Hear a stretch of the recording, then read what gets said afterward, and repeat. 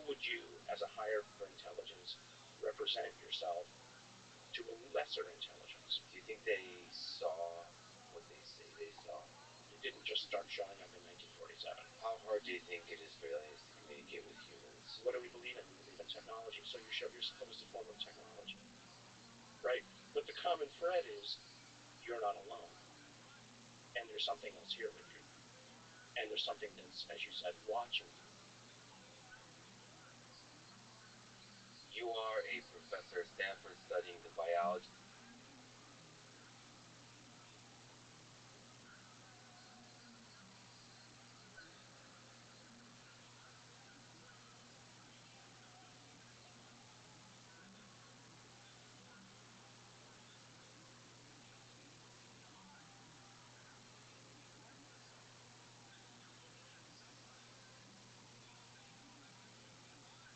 Of the human organism at the level of individual cells.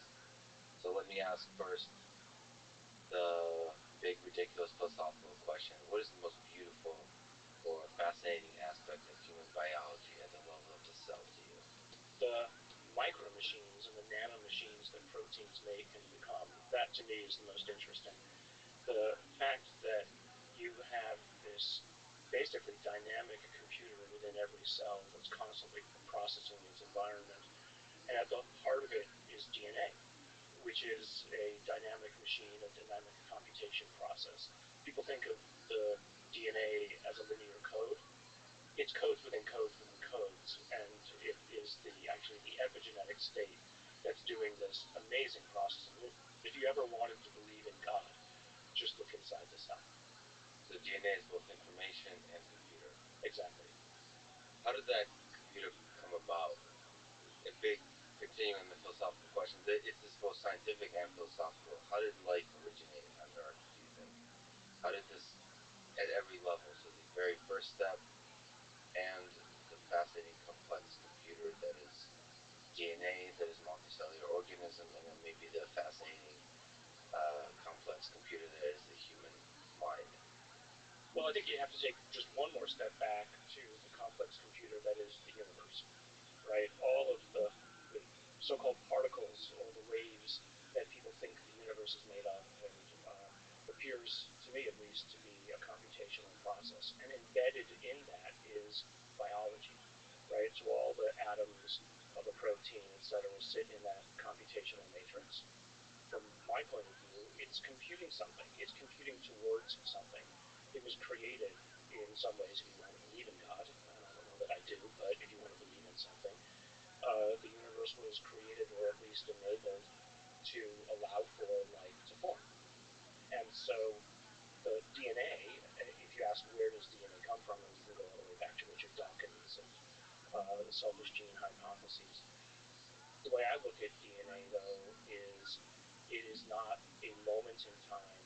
It assumes the context of the body and the environment in which it's going to live. And so if you want to ask the question of where and how does information get stored, DNA, although it's only 3 billion base pairs long, contains more information than I think the entire computational memory resources of our current technology. Because who and what you are is both what you were as an egg all the way through to the day you die, and it embodies all the different cell types and organs in your body.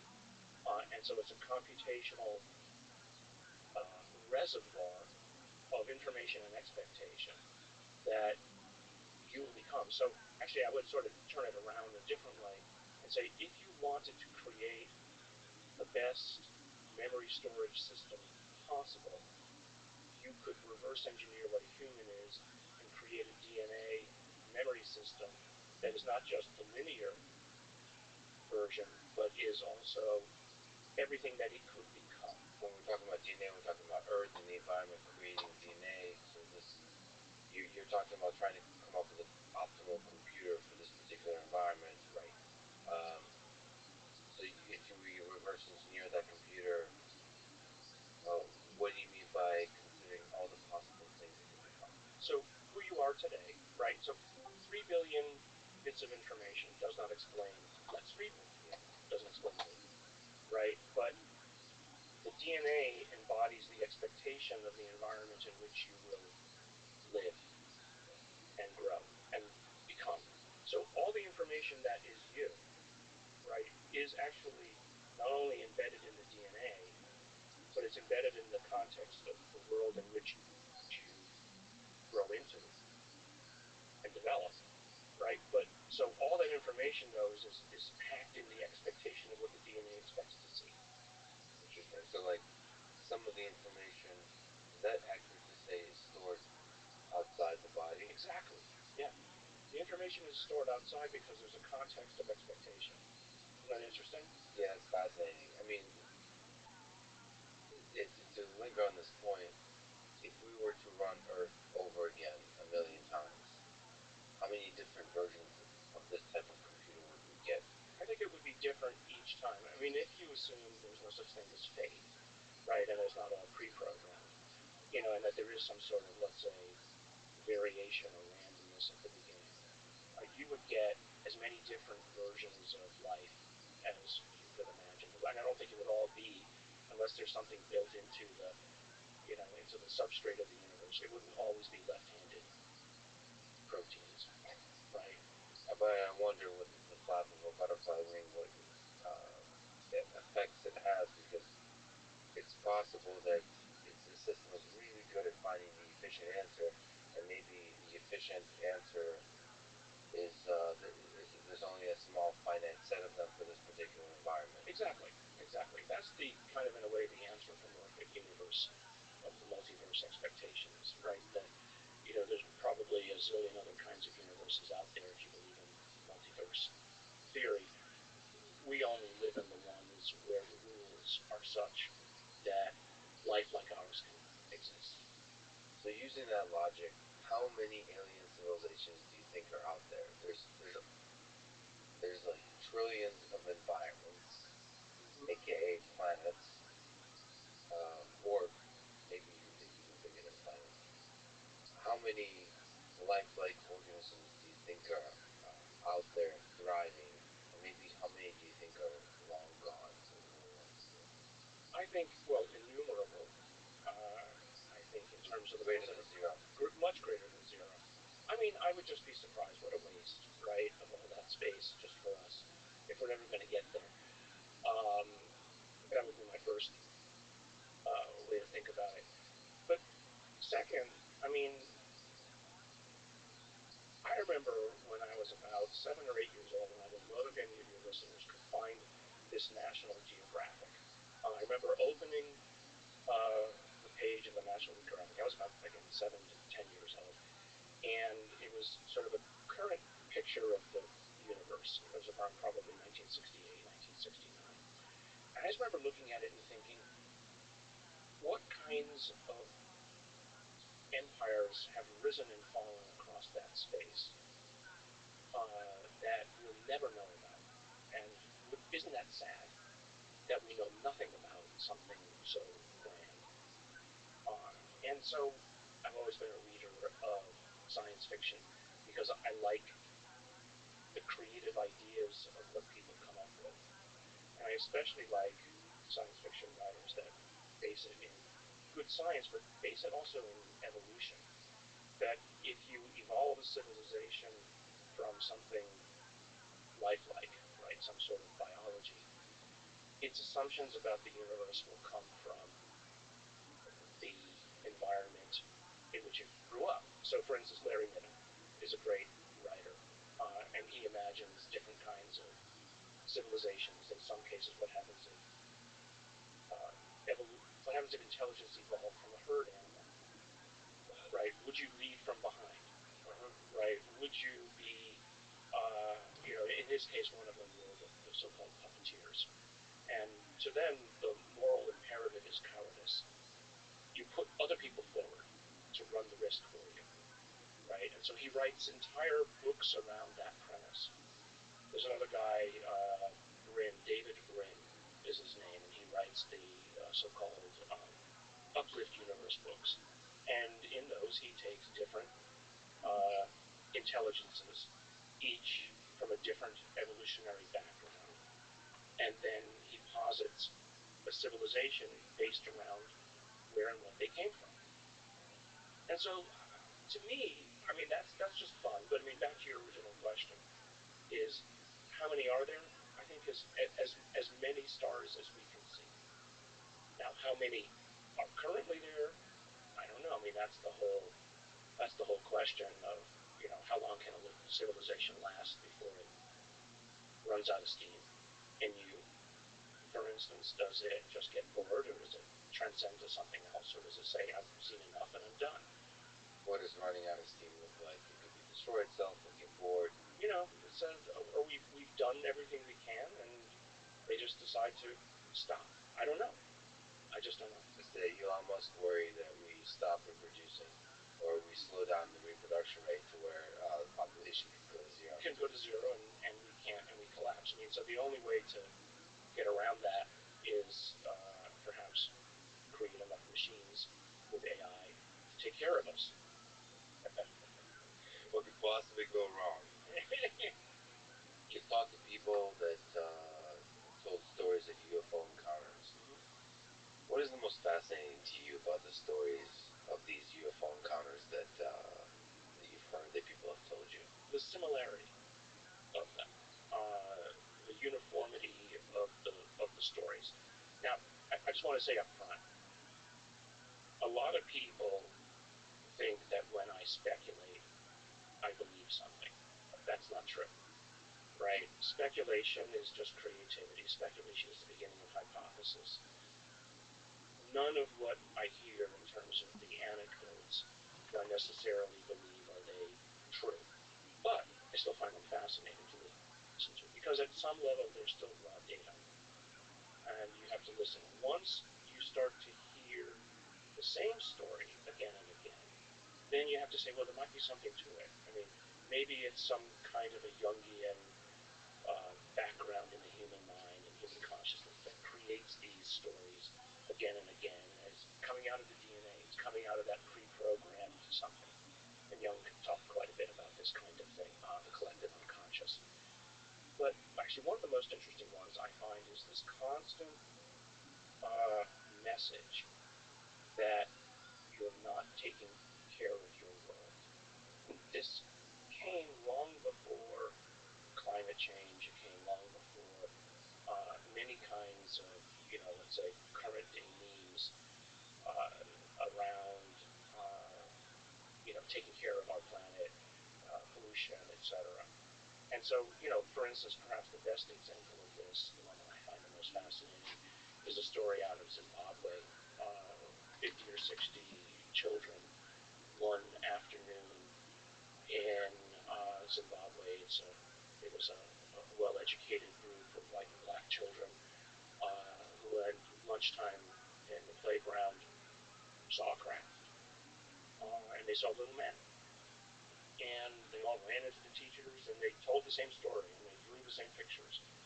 And the message several of them got was, you are not taking care of your planet. And it got, there's actually a movie coming out on this episode, and 30 years later now, the people who were there, the children who are now grown up, say it happened to us. Now, did it happen? Was it some sort of hallucination, or was it an imposed hallucination by something? Was it material? I don't know. But these kids were 7 to 10 years old. You see them on video. 7 to 10-year-olds can't lie like that. And so, whether it's real or not, I don't know. But I find that fascinating data. And again, it's these unconnected stories of individuals with the same story that is worthy of further inquiry.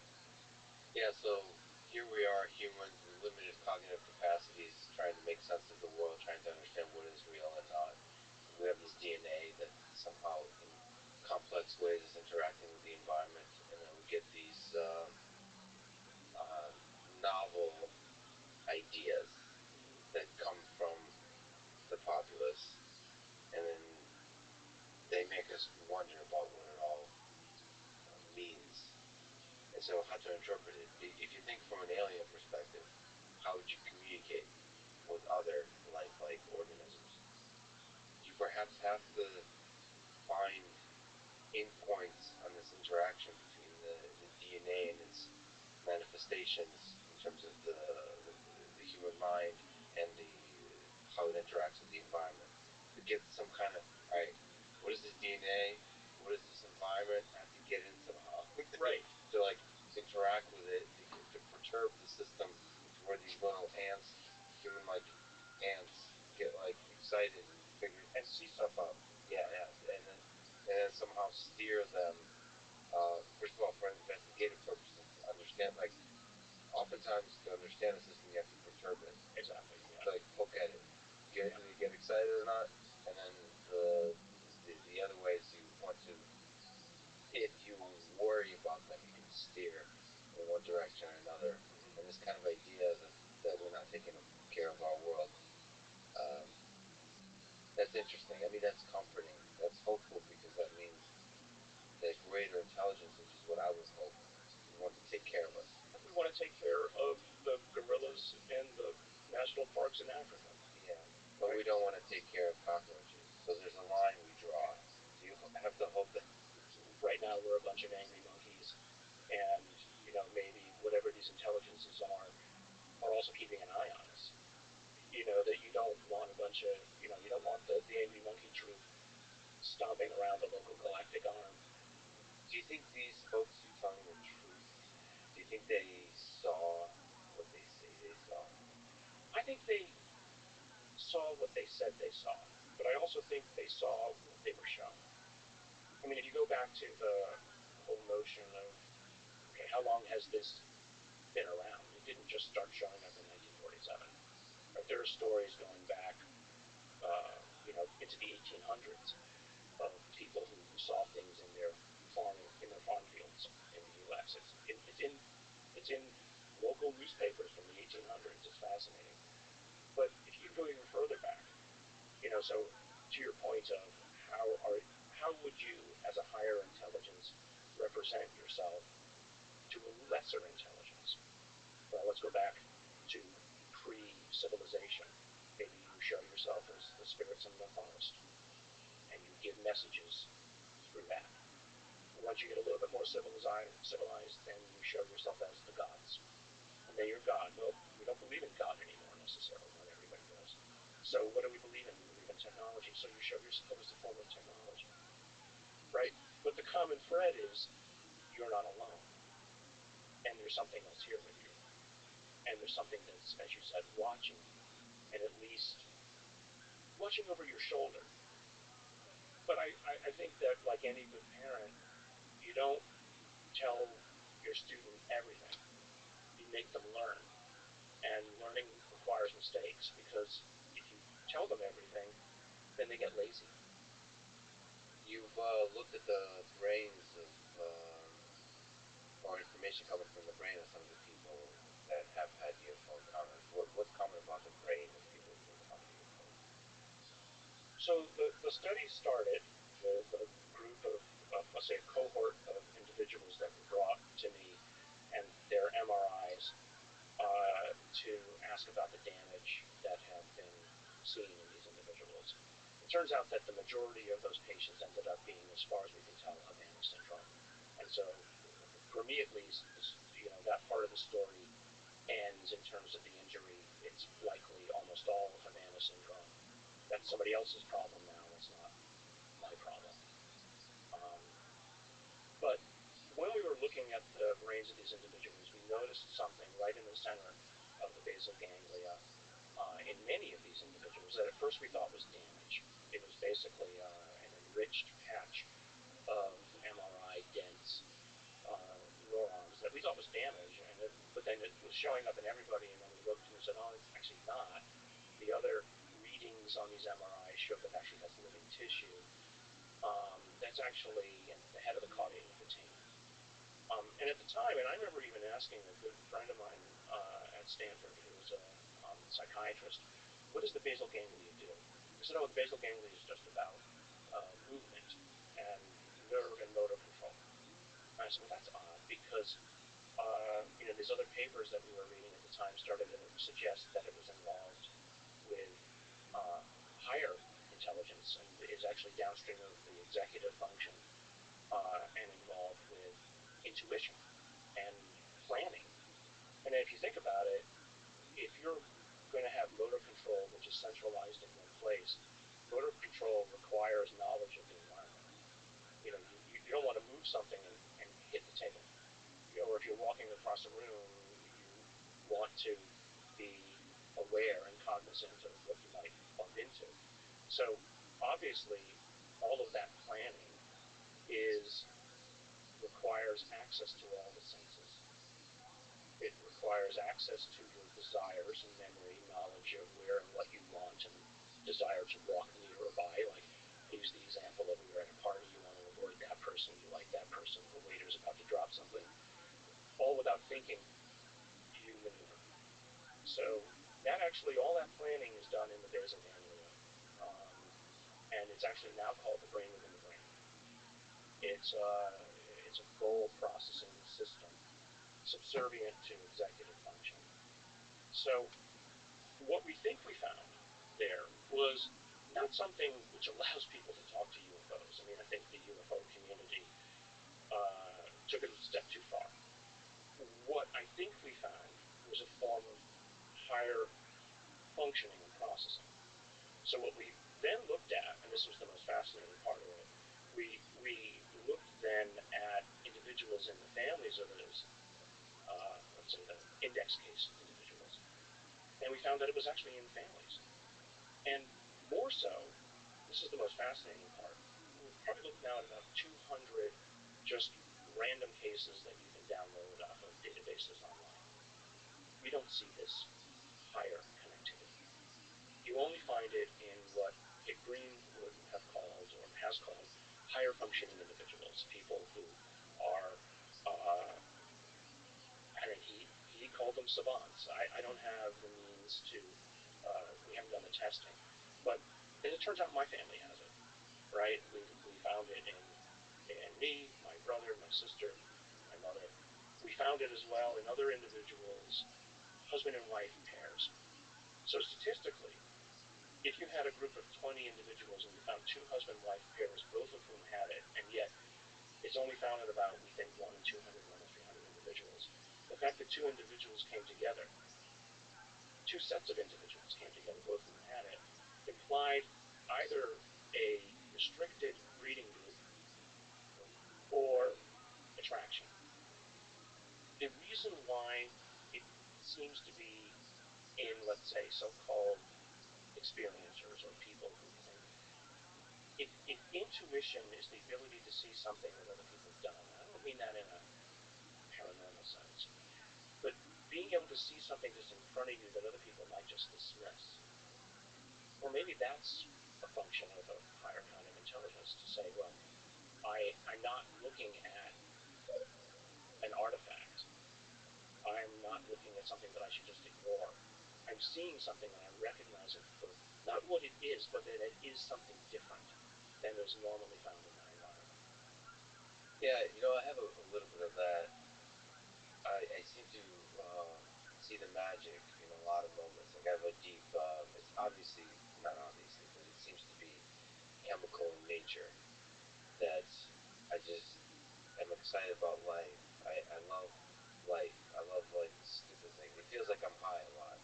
On like mushrooms or something like that, where you really appreciate the fact that I'm able to detect something about the environment that maybe others don't. I don't know, but like I seem to be over the top grateful to be alive for a lot of stupid reasons, and that's in there somewhere. And it's kind of interesting because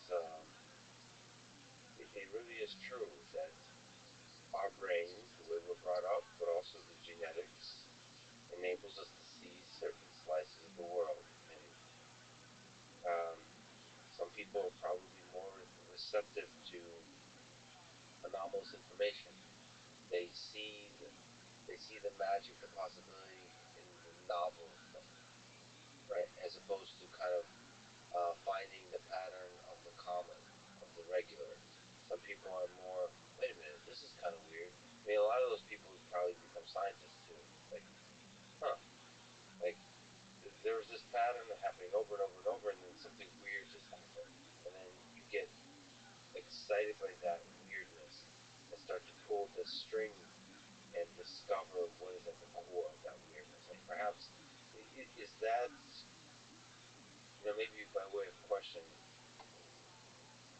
does the human perception system deal with anomalous information, do you think? Well, it first tries to classify it and get it out of the way. If it's not food, if it's not sex, right? If it's not in the way of my desires, or if it is in the way of my desires, then you focus on it. And so I think the question is how much spare processing power, how much CPU cycles do we spend on things that are not those core desires? What is the most kind of memorable, powerful UFO encounter report you ever heard? Just to you on a personal level, like this is something that was really powerful. Well, I mentioned the Zimbabwe one. That's particularly interesting. And one that actually most people don't know about, but family driving down the highway, two little girls in the back, open glass top car, and the little girls see a craft right over their car. This is the middle of the day on a busy highway. The mother sees it. Nobody can, they look around, nobody else seems to see it. So the girls take out their camera, take a picture of it. And then they get home. They look at the picture. There's no craft, but there's a little object about 30 feet above their car or so, probably about 3 feet across, kind of star-shaped. It's not the craft, but it's something else. Obviously there was something there. And so what were they seeing? Were they seeing a projection? Were they seeing, and why were only they seeing? And the photograph was capturing something very different than they were seeing, but there's still an object. What can you give a little bit of context? Is this from modern day? It's modern day. Oh yeah, they had a camera. I mean, they had a cell phone camera. And this is like a report provided. By the way, where's the central place to provide reports? Is this? Oh, there's a MUFON, but this isn't public. I've seen the picture. Oh, this is something you've directly interacted with? Yeah, yeah. I've seen the picture. So those moments like that, they captivate your mind. It's so different, and it doesn't fall into the standard story at all. But in another way, it's kind of it's a clear enunciation of this notion that when people see events, they don't all see the same thing. Now, we've heard this about like traffic accidents. Different people will see the color of the car differently, or the chain of events differently, and this tells you that memory isn't anywhere near what we think it is. But the issue around these so-called UFO reports is that the same people will see a very different thing, almost as if whatever it is projecting something into the mind rather than it being real, right? Rather than it being a real manifestation, material in front of you, it's actually almost some sort of an altered virtual reality that is imposed on you. I mean, I think the company Meta and all the virtual reality companies would love to have something like that, right? Where you don't have to actually wear something on your face to experience a virtual reality. What happens if you could just project it? Well, that's the fundamental question from an alien perspective. When you look at it, or as we humans look at ants, how does this perception system operate? And not only how does this thing's mind operate, how does the human mind operate, but how does their perception system operate, so that we can stimulate the perception system properly to get them to think certain things. And so, that's a really important question. Humans think that the only way to communicate is in like 3D or 4D space-time. There's physical objects, or maybe you write things in some kind of language. But there could be just so much more richness in how you can communicate. And so from an alien perspective, or somebody who has much greater technological capabilities, you have to figure out, how do I use the skills I have to stimulate the limited humans? Right. Well, I mean, let's take the ants again as an example. Let's say that you wanted to make ants practical.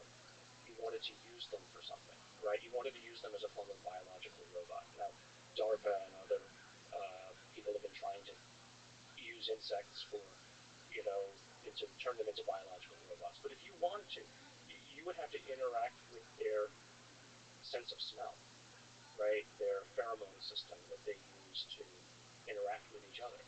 So you would either create those molecules to talk to them, to make them do. I'm not saying talk to them as if they're intelligent, but talk to them to manipulate them in ways that you want.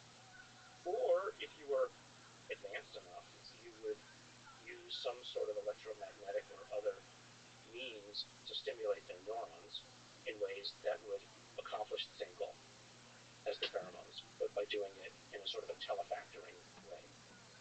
So let's say you wanted to telefactor with humans. You would interact with them, and this is a technology which you could imagine possible. You could telefactor information into the sensory system of a human, right? But then each human is a little bit different, so either you know enough about them to tailor it to that individual, or you just basically take advantage of whatever the sensory net is that that individual has. So if you happen to be good at sound, or you happen to be a very visually inclined individual, then maybe the sensory information that you get that's most effective in terms of transmitting information would come through that portal. I think the aliens need to figure out that humans value physical consistency. So we've discovered physics. So we want our perception to make sense. Maybe they don't, then, that's not an obvious fact of perception, but you have to figure out what kind of things are humans used to observing in this particular environment of Earth, and how do we stimulate the perception system in a way that's not anomalous, or not too, doesn't cross that threshold of just like, well, that's way too weird. Right. So they have to, that's not obvious that should be important. Maybe you want to err on the side of anomaly, like lean into the weirdness stuff. Communication is complicated. Yeah, well, that's why I always find this issue of people talking about the so-called grays as interesting, because it is related to what you're saying. They're different enough, but they're not so different as to be scary, right? They're not venom-dripping fangs, right? They're different enough, but it's also like they're what you could imagine us becoming in some distant future. So is that a purposeful representation? I don't know. I don't believe in the grays, for instance, but I believe that people think that they see it. So if we're talking about a communication strategy that says, we're like you but not the same as you, this might be a manifestation that you represent in terms of a communication strategy. What do you make of David Fravors' sighting of the Tic Tac UFO and other pilots who have seen these objects that seem to defy the laws of physics? Well, I think you have to take them at their word. Are they fascinating to you? Oh, absolutely. No, I know a lot of these people, right? So I know Lou Elizondo, Chris Mellon, the whole crowd. I saw the videos about 3 weeks or so before they went public. I was at a bar with Lou overlooking the Pentagon in Crystal City, and they showed them to me, and my hair stood on end. And he said this is coming out soon, and I know one of the guys on the inside who was the naval intelligence who had interviewed all of these pilots again before this came out, and it was hair raising to hear this, but also exciting that here's not just people's testimony; these are credible individuals. And if you've seen the 60-minute episode with some of the pilots, they have no monetary gain. If anything, they've got negative gain from coming out. But then you also have all of the simultaneous ship analysis from the USS Princeton and the radar analysis, etc. So, at the end of the day, it's just data. It's not a conclusion. I'd be perfectly happy, honestly, perfectly happy if somebody showed that it was all a hoax. I move back to my day job. Right? That could be a hoax, but other things might not be. Right. This is the point. This is why it's nice to remove some of the stigma about this topic, because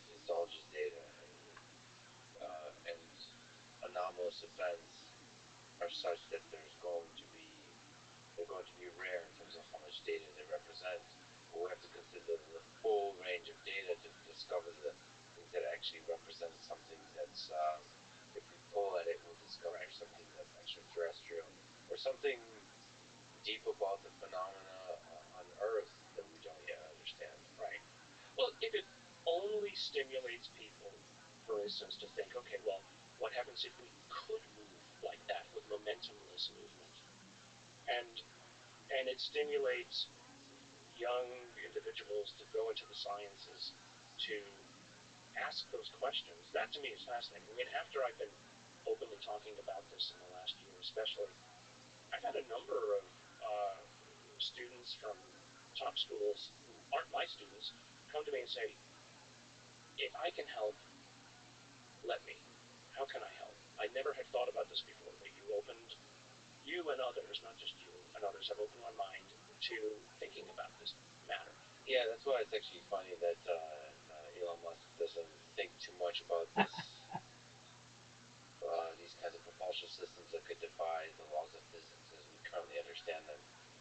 To me, it's a powerful way to think about what is possible.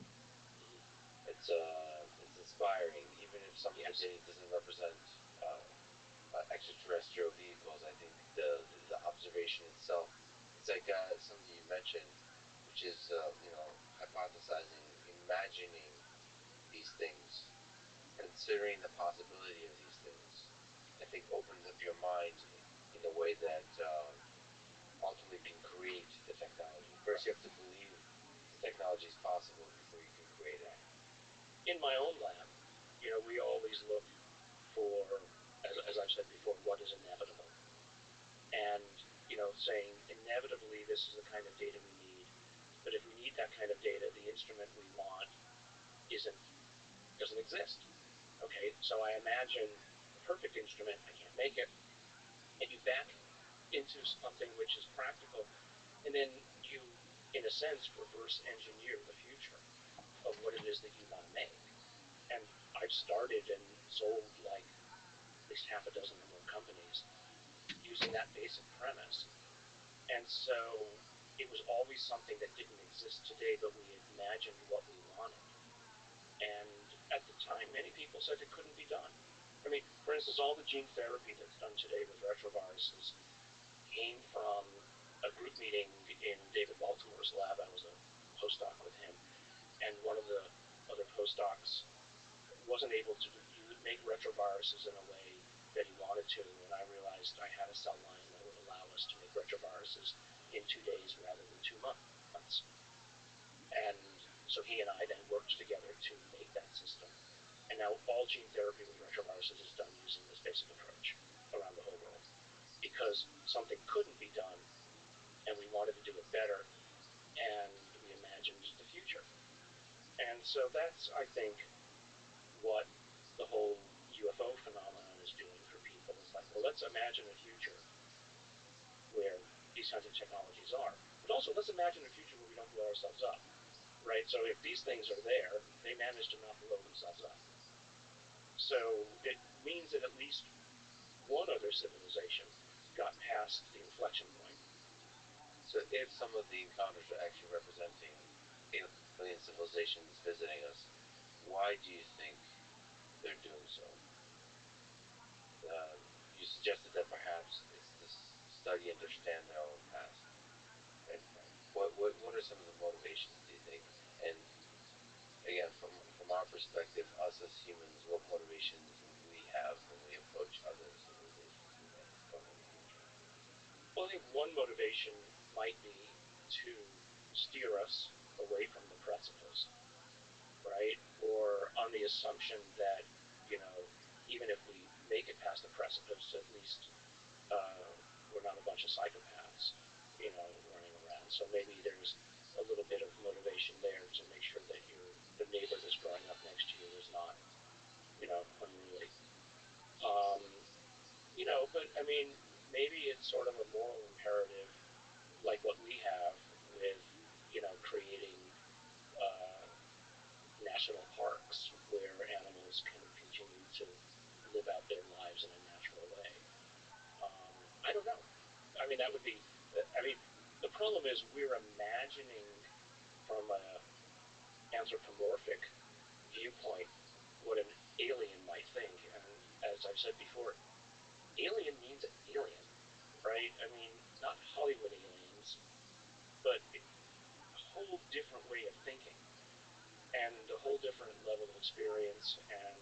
say wisdom, hopefully, that we could only hope to understand. Now, but if we ever get out there, if we ever make it past our current problems, and even if we don't have faster than light travel, and even if we're only using ram scoops or light sails to get where we want to go, and it takes us 10,000 years to get somewhere or to spread out, we might encounter such things, and are we just going to stop all over it, like we did in colonial South America or Africa or all the rest? On our current path, likely. And so what are we going to learn? Well, we're getting better and better at understanding what is life. And I think we're getting better and better at being careful not to step on it when we see it. And this is one of the nice things about talking about UFOs, is it expands the overview window. It expands our understanding of what possibly could be life. It gets us to think. It gets the scientific community to think.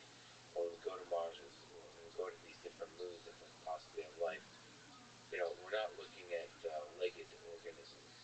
We're looking at some kind of complexity that arises in resistance to the natural world. And there's a lot of interesting resistance to the natural world. Yeah. Somehow there's a rebellious process, complex system going on here. And I don't know, the many ways it can take form. And there's a sense, for aliens that as the technology develops, they take form more and more as information, as something that can influence the space of ideas, of the processing of data itself. This idea of embodiment that we humans so admire, physically visible, perceivable embodiment, may be a very inefficient thing. Right? If you think just about, your area, AI, we're trying to make smaller and smaller and smaller circuitry that is basically closer and closer to the physics of how the universe operates, right down at the level of quantum computers, and basically right down at quantum information storage. So fast forward 10,000, 100,000 years, maybe somebody found a way to embody AI directly into the physics of the universe, right? And it doesn't require physical manifestation. It just sits in space-time. It's just a locally ordered space. We're just locally ordered space-time, right? But maybe they found a way to embody it there. They probably have to get really good at not, trampling on the ants. The better your technology gets, the easier it is to accidentally, oops. Right. Just destroy these simpleton biological systems. We constantly think about whatever these things might be. We think that they are some sort of a unified force. Well, maybe they're not unified. Maybe they are as disparate as you and I are. And maybe what keeps them from stomping all over the ants is each other. Right? That they are in a self-tension to prevent one or more of them from running amok. Oh, yeah, that's kind of the anarchy of nations that we have on Earth. So there's always going to be this there's a hierarchy. This hierarchy that's formed of greater and greater intelligences. Right. And they're all probably also wondering, wait, what's bigger than me? Exactly. That's what I always wonder, is that maybe what keeps them in line is something that is beyond them. Like, what created the universe? That's probably a question that bothers them too. What about the communication task itself? How hard do you think it is for aliens to communicate with humans? Is that something you think about this barrier of communication between biological systems and something else? How difficult is it to find a common language? Well, I think if you're smart enough or technologically enabled enough, it's relatively straightforward.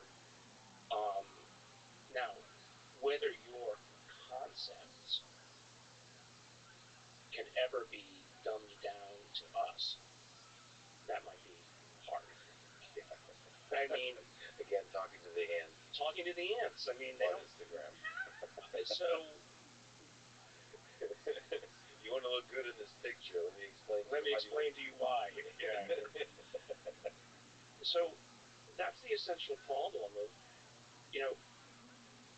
perhaps they realize who it is that they're talking to, and they say, rather than muddy the picture, we're only going to give them limited information, right? And yeah, maybe we could sit down like you and I and have a conversation, but then they would make assumptions. The humans would then make assumptions about us that aren't true, because we're not humans, right? So let's stay at arm's length. Let's just let them know that we're here, right? And here's the limited amount of communication. Again, this notion that if you give somebody everything, they'll get lazy. And, if they've been around as long as they have, they've seen every kind of thing that can go wrong. And so they know, as much as they might want to step in, that would be a wrong thing. Yeah, you have to also understand that the amount of wisdom they carry. Yeah. And so it's very easy as well for religions to. I don't want to get into a whole religious conversation, but very easy for you can see how religions could call them angels or devils or what have you, because again, if you're trying to fit it into a framework of cultural understanding, the first thing you reach for is God. And so when you look at what these things are, and again, with the angels and the devils, in a similar sort of way, their communication is limited. They just kind of give little, what's the Oracle of Delphi? They kind of give these Delphic pronouncements, and then it's up to you to figure out what it is that they really mean. Stephen Greer claimed that a skeleton discovered in Atacama region of Chile might be an alien. He reached out to him and took on the task of proving or disproving that with the rigor of science. The result is a paper titled "Whole Genome Sequencing of Atacama Skeleton Shows Novel Mutations Linked with Dysplasia." Can you tell this full story? The story was, as you put it right there, correct. Reached out, got a sample of the body, did the DNA sequencing, then worked with a team of two other Stanford scientists and Roche sequencing group, Roche Diagnostics, and probably a total team of about 11 or so people. And as is standard in these kinds of things, the professors actually don't do the work. The students do the work and figured out the answer. And then we helped them put together the story. And the story was simply that it was human, 100%. I went into it thinking it was originally a monkey of some sort. I got kind of excited a few months into the process, thinking, well, what else it is an alien? Right? You would describe some of the characteristics of the skeleton that make it unique and interesting. Primarily, it had dysmorphias of the brain. And so the first thing I did, actually, when I got pictures of it, I took it to a local expert at Stanford, and he was on the paper. And he was the world expert in pediatric bone dysmorphias. He literally wrote the book and on this, because that's what you do. You go to an expert when it's outside of your field of interest. And he said, well, I haven't seen this particular collection of mutations before, or this physiology before, but here's what I think it might be. And he said, but based on the size of the thing and the bone density, it would appear to be like 6 or 7 years old.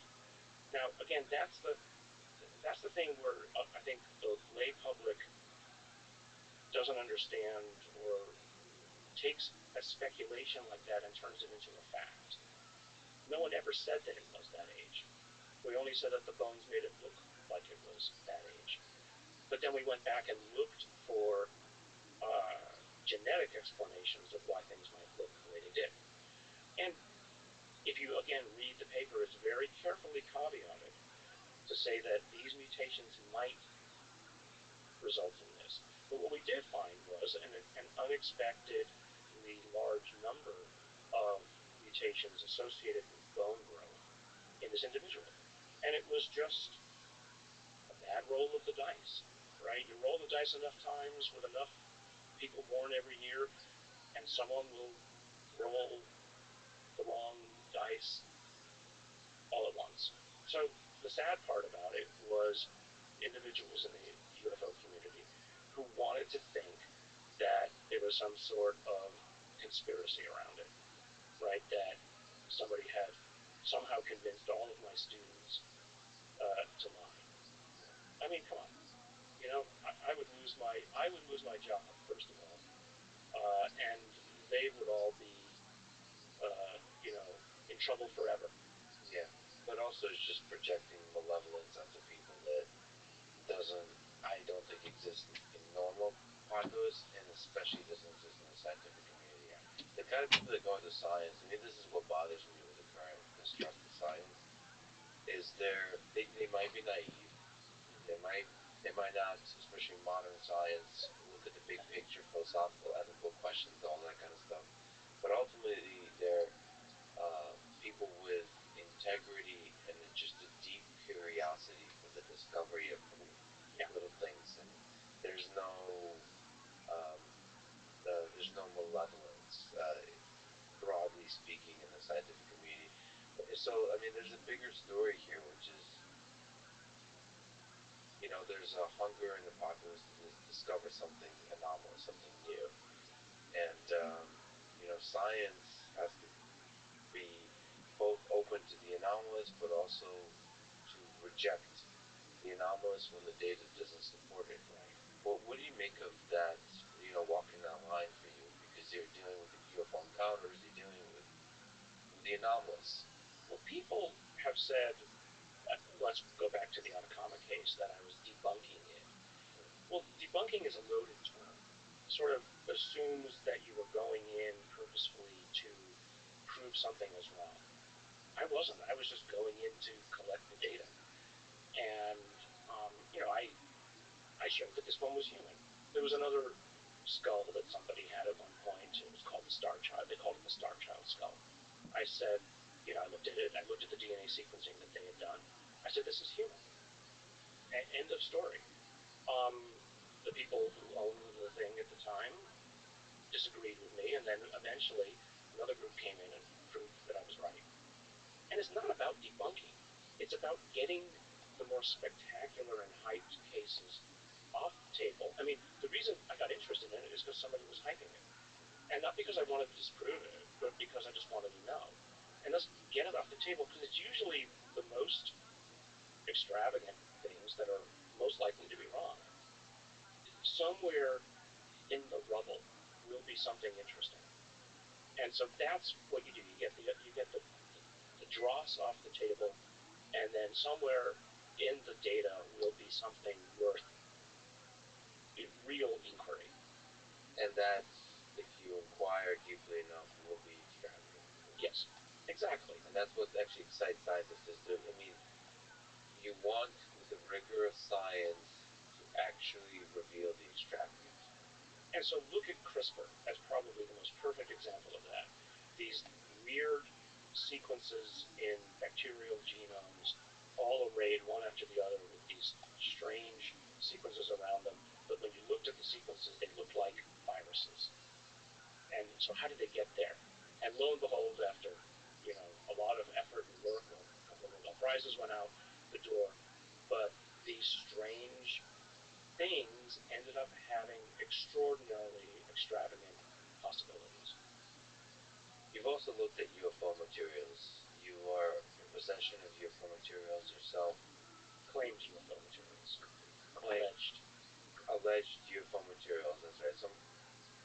What's another term? Weird materials that don't seem to have a story. They have a story that doesn't seem to be of natural origins, but process to proving that, and that process may take decades, if not centuries, because you have to keep going and thus trying to discover where they could possibly come from. But anyway, you're in possession of some materials of this kind.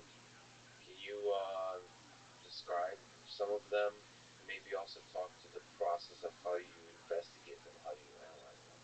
Right. So let's say that there's two classes of materials that I've been given by people, and they're not given this, so that kind of exploded. They're almost always metals. I have some couple of things that might be biological that are interesting that I haven't really spent a lot of time on yet. When you look at a metal, you basically, well, okay, what are the elements in it? And what's it made of? And so there's pretty standard approaches to doing that. Most of them involve a technology called mass spectrometry. And there's probably about 5 or 6 different kinds of mass spectrometry that you could bring to bear on answering it. And they either tell you, depending upon the limit of the resolution of the instrument, they either tell you the elements that are there, or they tell you the isotopes that are there. And you're interested not just in knowing whether something is there or not, you're interested in knowing whether there are, the amounts of it. And in the case of elements, how many different isotopes are there? And that's kind of where, in some of these cases, it gets interesting, right? Because in at least one of the materials, as we first studied it, the isotope ratios, and in this case it was magnesium, were way off normal. And I just don't know why. It doesn't prove anything. All it proves is that it was probably accomplished by some kind of an industrial process. Whether it's the result of a process, or whether, and this is sort of the leftover, or whether it was made that way for a particular purpose, I don't know. All I know is that it was engineered. That's it, right? But then the question is sort of, you go one step deeper. Why would you engineer? Right. Why engineer? What does engineer means? There's all kinds of. It could be a byproduct. It could be the main result of an engineering process. It would be a small part of the engineering process that is the main part. Well, so the ratios of isotopes for any given element are basically the result of stellar processes. A supernova blew up sometime several billion years ago. That became a cloud. Those atoms coalesced gravitationally to form another sun and a ring that became a rocky planet. And the ratios of the isotopes were determined at the time of that explosion. And so everything in the local solar system is more or less of that ratio, depending upon certain gravitational difference. But by fragments of a percent, not whole tens of percent difference. So what do humans use isotopes for? Mostly to blow stuff up. I mean, the vast majority of the isotopes that have been made in the per pound or ton are things like certain ratios of plutonium and uranium to blow stuff up. We don't make or engineer isotopes, which today it's relatively easy to do, but it's still expensive. For any other reason, apart from, let's say, as anti-cancer, we use stable isotopes in money these days as a counterfeiting tool. You basically embed certain ratios of isotopes in to make it harder for counterfeiters to accomplish. But other than that, we don't do anything with that. So why would you make grams of such material, in this one case, and drop it around on a beach in Brazil? So which case are we talking about? This is the Ubatuba case. Can you describe this case a little bit further, like what material we're talking about, just the full story of the case? So it's an interesting one. It's an interesting one. So a fisherman saw an object that released something, or it exploded, and it was this I've got some big chunks of it, relatively pure magnesium, with obviously something else in it because magnesium burns. So it had something in it that would other metals, simple alloy, that would prevent it from basically burning up. Um, and so the question is, and so then we had two pieces that came from two different chains of custody, both claimed to be from the same object. At least physically, when you look at the two things, they look the same, right? So we took small fragments of each of them. We put them in an instrument called a secondary ion mass spec, which is an extremely sensitive instrument, and it can see down to 0.0001 mass units, which is important for, let's say, more arcane reasons, but it's a sensitive instrument. And so one of the chains of custody, with two pieces from the same chain of custody, and then two pieces from the other chain of custody, one of them had completely normal magnesium isotope ratios, magnesium 24, 25, 26, and the other was off. Not just like slightly off, way off, and they were both off to the same extent. So, I mean, it was sort of like you had an internal control of what was normal, then you had this other one which was wrong, and so you're left with sort of kind of an open question: was this a hoax? Were these two chains of custody, one of them a hoax, that somebody purposefully introduced those things? Because you could do it. It would cost a lot. I mean, at the time that this was found, I guess the 1970s or so, might have been earlier, I forget. The amount that I had would have cost several tens of thousands of dollars to make.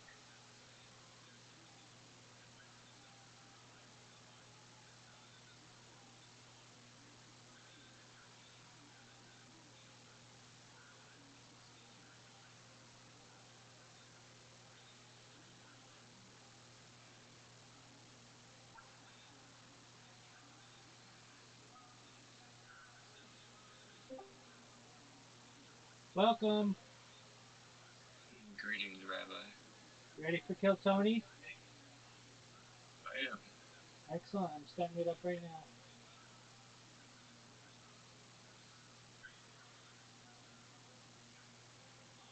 You showered, got my Space Force shirt on.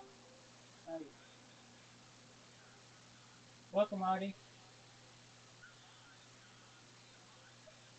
We're about to watch the newest Kill Tony.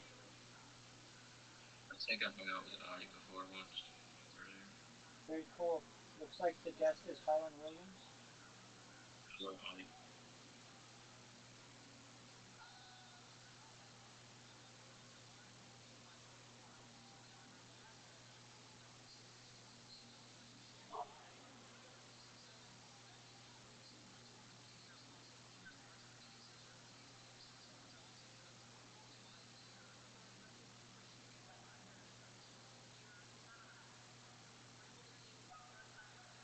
Rabbi, I think I had another demonic attack today.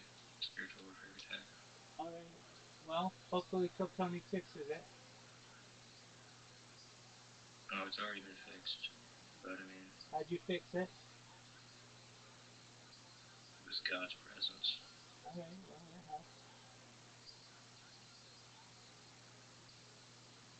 It's just,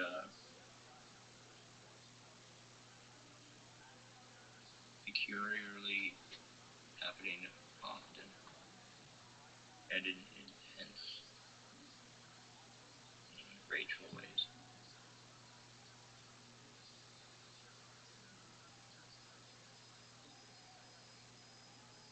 You got an echo problem now.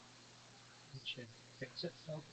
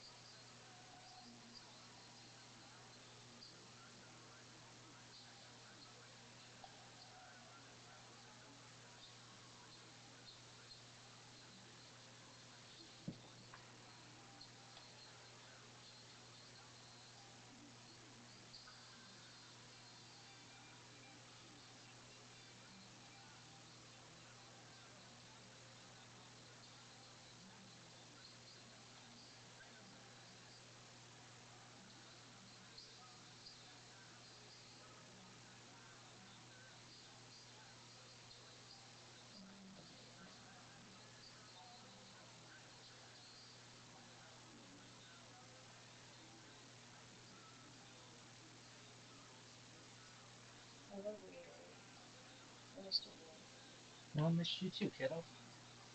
Get ready for some Kill Tony.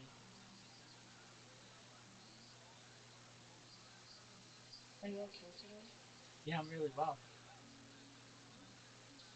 Weather's good. We've missed you for bowling. Get ready for it in like 2 hours.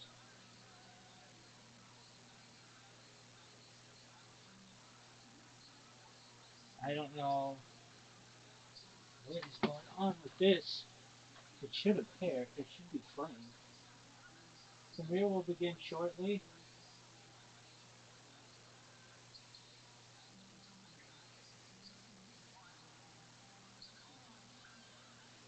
I mean, I see the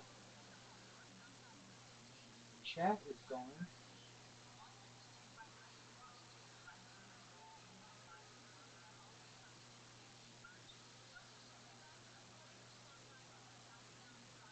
I'll restart it.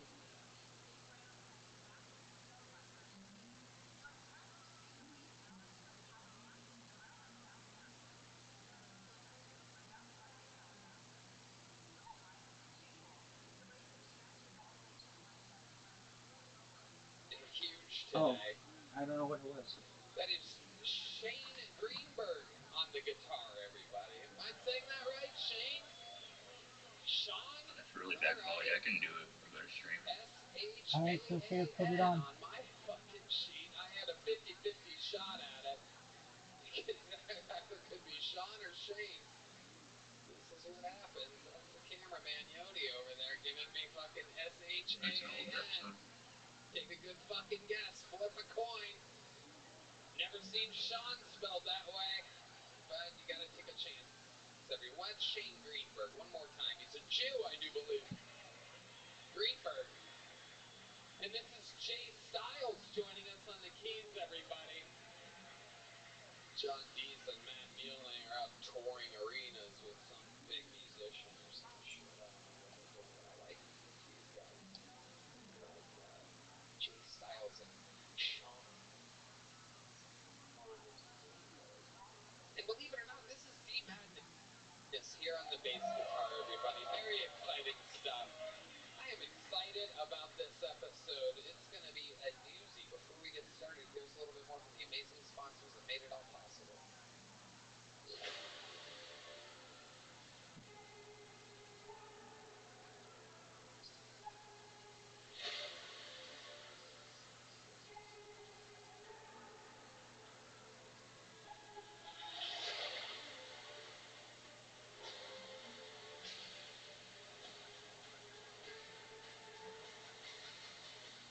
Are you guys ready to start tonight's fucking show, huh? You know, every single week, I always hype up every single week because I book it so that it's entertaining for me. Well, this is one of those weeks where, without a doubt, it's entertaining for me and for the people. Because, ladies and gentlemen, tonight is a one-guest night, and that one guest happens to be the reigning, defending, undisputed guest of the year of 2024. Ladies and gentlemen, this is the long-awaited return of Harland Williams.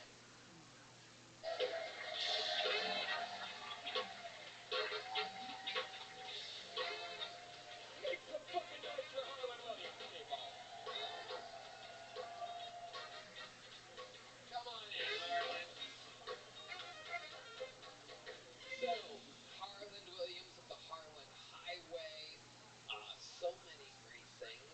One of the best comedians in the world. One of my favorite comedic actors. Dumb and Dumber. Thank you. There's something about Mary. Employee of the month. Thank you. Is there something else with your neck, by the way? Get a little excited. I feel like I should be in the new movie, the Tourette's movie. What the hell is... How we feeling tonight? Good, buddy. I brought a little thingamajig if I could... What happened? Well, nothing happened to me, gang. Comedy gang. But, you know, in all these award shows, they have like a silver buzzer, a golden buzzer. And every now and then we get comics. You know, everyone tries real hard, like.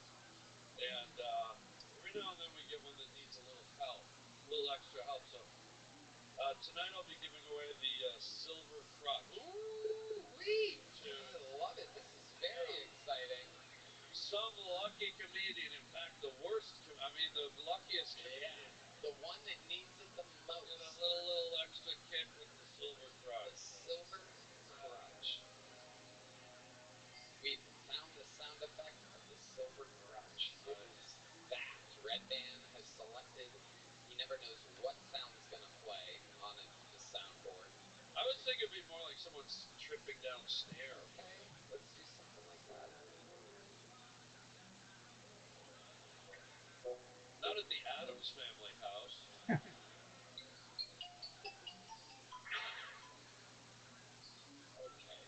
All right, Barney Rubble tripping downstairs. Thank you. Yeah. How about that? I don't use a vibrator, but thank you. Harland, the reigning, defending guest of the year, here to perhaps be the first ever two-time guest of the year. Oh, come on. Anything can happen. Oh, Bill Sally Struthers.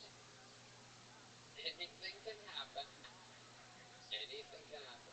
Don't struther me up, Sal. That's what I do. Everyone knows that I am the Sally Struthers of this show. And so you know how it works, Harlan. Yeah. Over 200 people signed up for this show. They are all in the bar next door. 200? Over 200. Oh, We're going to let this dying little boy here, very sick with something. I'm not sure what it is. He takes the name, he hands it off. It is legible. And you know how it works. When it's their time, they get 60 seconds to interrupt. Then you know their time is up and hear the sound of a kitten. It means they have to wrap it up then, or else they bring out the angry West Hollywood bear, which interrupts them. And then I conduct an interview, and this is the #1 live podcast in the world. It's the #1 live podcast in the world. And you are the returning guest of the year. Let's start it off with a bang. Your first set tonight is going to an old friend of the show, a very, very controversial character. Some people love him, some people don't love him at all. Ladies and gentlemen, we've been watching him grow over the past couple of years. This is a brand new minute from the one and only Uncle Laser.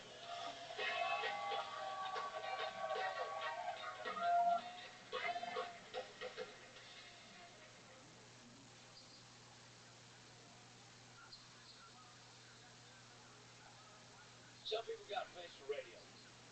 Got more of a face for cuckolding. The bar the other night, older gentleman comes in and goes, "Man, we love you on that Kill Tony show. We love you a lot." So me and my wife are here renewing our vows. 30 years we've done this bar. He goes, "Man, it's on my bucket list to be able to have sex with my wife while I watch." I said, "Man, you didn't want to go skydiving? You want to fuck your wife?" He said, "Man, I'll be willing to give you 1,000 shekels for your time." Well, let's take a look at her. So he, that's never good. This fucking vending machine comes up out of the back. From a distance, her skin was leathery. Up close, her skin was leathery. She looked like an old fucking Buick seat. I said, "Hey man, I'm gonna have to pass." He said, "Man, I fucked her real good." He said, "I fucking know it." He said, "I'll give you 4,000 fucking dollars." I said, "You know what, dude? Buick's not that bad of a car." My name's Uncle Laser. Thank you. All right, Uncle Laser. Have you told that story before on the show? Are you on something? A snow cone? Laser's such a reptilian.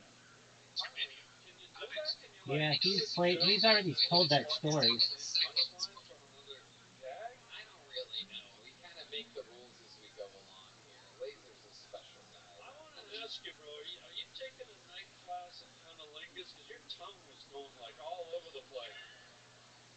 Like, you were, like, licking the air, You are very lizardy. Is that a side effect? Are you on something? Do you need a snow cone or something? Like, what's... Too many of those. I've been... I noticed it took, I measured it, 7 7 seconds before you said anything. You really made a point to make sure the mic stand was where you needed it. Look there, looking at everybody. What is he doing? He's just Cinco de Mayo. Your tongue goes a little wild on Cinco de Mayo. I've been snorting Tahini since I got up this morning. Wow. Look at that. Red Band celebrating Cinco de Mayo. He loves mayonnaise so much. Yeah. He loves mayo. And pickles. He thinks Celebrating Lico de Krakow. What the? Yeah. I love it, Laser. So what's been going on, dude? Just hanging out. Did that really happen? Did you fuck a woman in front of Yeah. husband? And honestly, it reminded me, when I first lost my virginity, it was a telltale situation as well. Do you need another guy in the room to get hard? I needed. He was black. Whoa. It was a black guy and Mexican chick, and I stole my mama's Jeep Grand Cherokee, and we went to the La Colonia, which means El Colony in Spanish, and we stuck into her window. He let me go first because he was a gentleman, but I was 12, so I didn't really know what I was doing, and then I feel a tap on my shoulder. This big, beautiful black man with his hard dick. It's a stereotype. Them dicks are huge, and he fucking. Wait, what is going on, dude? Holy shit! I love it when a comedy routine transitions so seamlessly into a court case. Yeah, exactly. You were 12 and there's a giant hard black dick in front of you all of a sudden? You need to put yourself behind bars, Rob. Yeah. I was just happy to be there. It's like, he tapped me on the shoulder and goes, "Let me show you how it's done." And then he picked this Mexican woman up and put her up against the wall of the trailer house. Well, they wound up falling through the wall to her tia's room, and she starts freaking out. I go, "Man, they're calling the cops," So we drove back home with mom. She got wrecked halfway there, and then cops got hit. Okay, this is enough. Jesus fucking Christ. The longest sex story ever. I mean, if you're gonna make shit up, at least pepper it up with some punchlines, Laser. This is criminal. I'm just talking about my life. All right. Okay. Yeah. All right. What are you on tonight? I'm not on anything. We had a little Mexican food and stuff, and I was on a couple margaritas. That's about it. Yeah. Adderall. Yeah. All right. So, Oh, there it is. There's the. I'm not gonna lie to you. There's been a lot of Adderall today. There's the. It's Monday. Who makes Monday? Gotta celebrate. Dude, I would love it. I would pay $3,000 if a dragonfly flew right by you right now. Yeah. Yeah. Dude, you'd eat it. You'd eat it. I love it, dude. Uncle Laser, we're gonna get you out of here. We're gonna get to the bucket. Way to get it started, Uncle Laser. Uncle Laser might be. He might need two of these. He might need a fucking. Oh, here we my go. God. There Oh, she here we is, go. ladies and gentlemen. It is Thank you. indeed the lovely Heidi, everybody. Wow. Thank you. Unbelievable. Oh, there's a desperate, horny man in the middle of the room yelling things at Heidi. Okay, to the bucket we go. This is where we meet people. Chaos happens, and we find out more about them. Make some noise. 60 seconds uninterrupted. Going to your first bucket pool. Goes by the name of Seth Burton. Everyone, Seth Burton. All right, how we doing, everybody? Yeah, it's I'm pretty tall. I'm 6'5", 200 pounds. You see titties out there. But anyway, so I hit about 6'5", 200 pounds. I was 12 years old, and no one really tells you like that's. You have a lot of stuff. Like I was like my name was like Saggy because I sang people, like bacon last night. Anything I also was like they call me Shrek, my football team, and no one tells you like especially at 12 years old, no one knows me. My name's low. Yeah. All right, but but I'm from Texas. Give it up for Texas, everybody. Yeah. All right, let's chill out, okay? Yeah, like growing up in Texas, high school's a lot different out here. Like we didn't bring anything but a car to school days, so we're showing up in horses and tractors. And career days are showing up in white hoods and crosses. It's pretty crazy. I love it. Oh, I mean, no, oh shoot, okay. I think that's it. Do you want to finish? There's something big that you're getting to there? I mean, no. Harlan's saying no. No, go ahead, finish it. I was just saying, like, and then I was 15, we had, like, gun safety classes, so they wanted to get the school shooters early, you know? But, eventually got me, though. Wow. Alright, Seth Burton. Let's talk it out here for a second. You know what I find amazing? I think he might be the main plot from Uncle Laser's last story. Yeah. Strangely enough, we have heard of 100% of the comedians tonight have talked about their sex life at the age of 12. Yeah. And in particular, getting molested. Yeah. Like, where did the molestation happen, my guy? I mean, you know, like, dogs and stuff, you know? A dog molested you. Yeah, man. I stole a shoo shoo dog. It mounted me, man, and it just totally kept the tights penetrating, man. Well, that's All right. You're right, man. You shouldn't be stealing a dog's shoes. I mean, hey, like I saw, like there was another girl, like she was like, I was gonna save her shoe, you know, like we were 12 years old. I was like, oh, this is it. And I could just go Riz to get like a shoe washed for me. Jesus, Seth, shut the fuck up. Holy shit. Alright, let's talk about it. Put the crutch down for a second. Oh my Yeah, this God. guy, whole fucking wheelchair. Forget about that crotch. Lord. Okay, so Seth, how long have you been doing stand-up? Let's see, close to 2 years now. 2 years. Where at? Mostly now in Los Angeles, but I started here in Dallas. You started here in Dallas, and now you live in Los Angeles. Yeah. What brought you here? Well, it's my mom's birthday this week, so I came for that, and I was like, you know what, let's drive 3 hours to, do this. Okay. Yeah. Is this your first time signing up for the show? It is. Or it's not. It's my third time. Okay. Yeah. This is your first time on the show? Yeah. Okay. Are you any relation to Jack Nicholson? I wish, yeah. You have a crazy Yeah, I got face. the crazy Yeah, face there it is. right here. Wow, there it is. Look at that. Wow. I nailed it. Yeah. Oh. Yeah. Don't tell me like Quentin Tarantino, but No. thank you. Oh my God. Okay. So Seth, how old are you? I'm 25. 25. And what do you do for work? I work I give tours in a movie studio. Okay. Yeah. And how long have you been doing that for?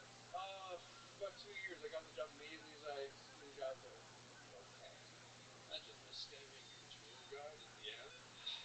You better give me a fucking tip. I'm gonna follow you fucking home with me. All work and no play makes Jack a gold boy. Okay, don't make me fall in love with you, guy. Can you do me a favor and lick the air for a second? Yeah. He's definitely part of Laser Story. We found Uncle's nephew. So Seth, you're out there, you're giving tours, you're in LA, and you came here to celebrate your mom's birthday. Yeah. Did it already happen? It did already happen, yeah. What did you guys do to celebrate mom's birthday? She bought me some boots, and she also took me to a Rangers game. Yeah. And then, yeah, they suck. But I also, I paid $200 to get over here, so I just kind of like to gift her because I $200 is you got your round trip flight for $200. Yeah. What airline? American. American. Oh yeah. 200 round trip from LA to Austin. Incredible. Oh yeah. It's probably the worst flight I've ever experienced. Why? Well, you see, whenever there's turbulence, sometimes people don't really understand what that means.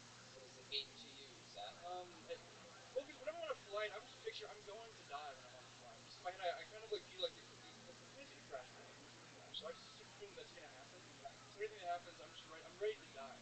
Like I don't have. Keep going, yeah. I have a lot of regrets, but I mean, when you die, you die. You're not gonna know until when it's gonna happen. So it's gonna happen when it happens. So have you ever died?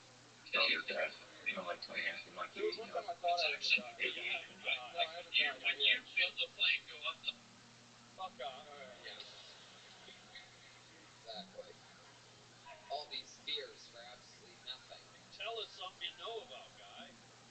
Have you really come close to dying at any point? Turbulence has zero negative effects on a flight. It's a natural thing.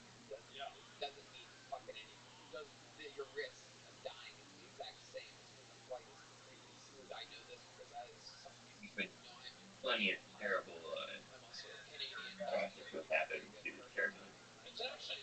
I'm thing, in right? agreement Like with you on that. when you feel the plane go up like that means that you've got My lift. my come That's from a that's the family that point. he That's based the in first law of my grandpa was aerodynamics, a Terry. pilot If for you get American there, Airlines and my Yeah, dad was a jet it's mechanic. true. It is absolutely Remember true. you saying that What are you into? we watched Can you you play possibly your want to be game. a tour guide for your entire life? What are your main goals here? Well, my main goal is to be a comedian, believe it or not. But I'm I proud have coming from a family of like mechanics. that. Like I said, Cool, I man. just want to own my own gym someday. Do that, and outside of that, I ain't got no ambitions. You have a chance. Look at owning your own gym someday. I would pull all efforts in By your the way, you know, back. how fat were you, my guy? Like how I was like fat? 300 pounds. 300. telling me I forget the name of it, but Oh yeah. What was the fattest part? The the arm, leather wrap that you put around your arm and legs, the the chest. square on Did you your have a forehead. gut? Yeah, Like, to talk fill. to me. Basically, this Describe whole it. Not This for is me. my version For of that that. guy there. Yeah. And I made this probably like the full copper build plate. right here. Like Alright, got there those you go. stretch marks on my Everybody stomach. needs something.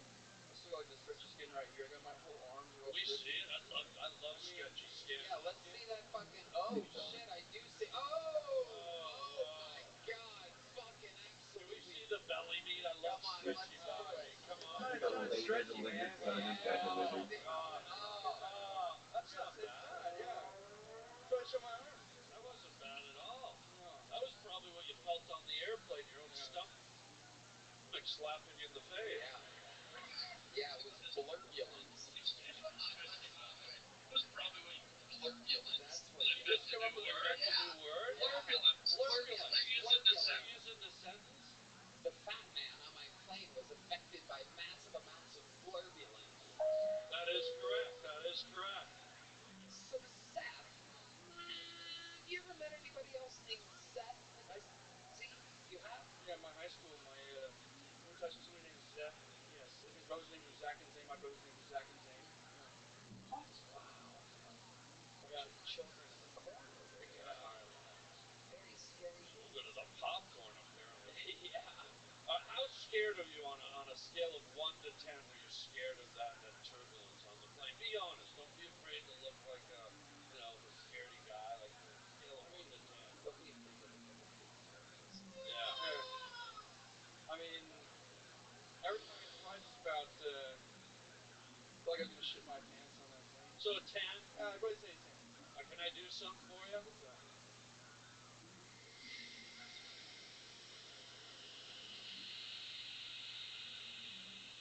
Does that turn you on? Yeah. I'm bricked up right now, man. Wow. What are you into, Seth? Do you have a girlfriend? You're 6'5", according to you. I don't. Hey, according to my doctors too. Okay. Really? Yoni, let's get a tape measure out here. I'm seeing 6'4" all day. Is anybody else thinking 6'4"? This sounds like a 6'4" guy that's trying to add another inch. Well, I'm 6'2". This guy's saying 6'3.5" right here. I'm hearing it. Do we have anybody? How many? Make some noise if you think he's 6'5". Literally nobody. Seth, pop off one of your shoes. Pop off one of my shoes. Oh, here we go. We're doing it shoeless, buddy. Stand on that left foot. There you go. Here we go. Face the audience. Yep. I love how Yoni always makes him turn around when he goes that way. All right. You're bending it a little bit, Yoni, just to let you know. Okay, that's perfect. Right there. Yep. Yoni is a Jew, so he knows measurements very well. 6'4".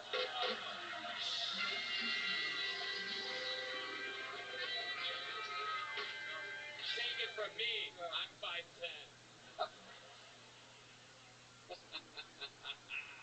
Dude, you really know your guys. That's right. That's right. No doubt about it. I know my guys. That's why I know you're 6'2".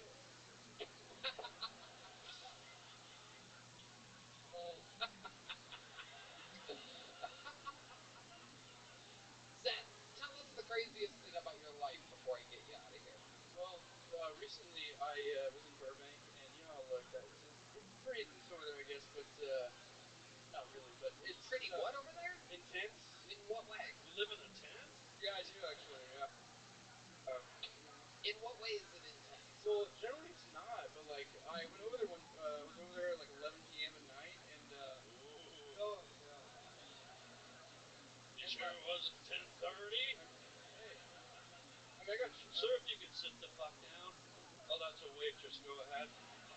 Go ahead. And this Go guy, ahead, Night Stalker. Finish. I mean, this guy pulled up in his car and he asked me to come over to it. Like, he's like, hey, come over to my car, so I came over to his car. And Wow. he showed me this like this. He showed me on his phone this. He said my girlfriend was being kidnapped. He's scrolling through like this sex trafficking website she was on, and then he showed me like a vehicle, his passenger seat. He told me that his family's been like replaced with clones, and that his landlord replaced it. The Armenian Russian mafia are after him. His hand was bleeding. And the whole time I was trying not to laugh because I felt like if I did, he was gonna kill me. But Yeah. it was probably like Because he was what, 7'3"? yeah. He was. It was 7'4" actually, but yeah. You know he's one of Uncle Laser's writers, right? Like, this is just a continuation of the last story. What the fuck is Uncle Laser doing? Seth, I'm going to tell you what. I was going to give you a medium-sized joke book, but since you lied about your height by an inch, we're going to go 1 inch smaller, and I'm going to give you a little joke book. Thank you. Your first bucket full of the night is Seth Burton, everybody. Thank you guys.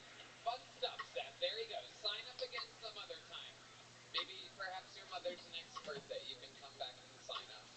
This podcast is sponsored by ExpressVPN. Going online without ExpressVPN is like having sex without a condom. Might feel good, might feel fine, but the repercussions could be huge. Do you really want to raw dog the whole internet?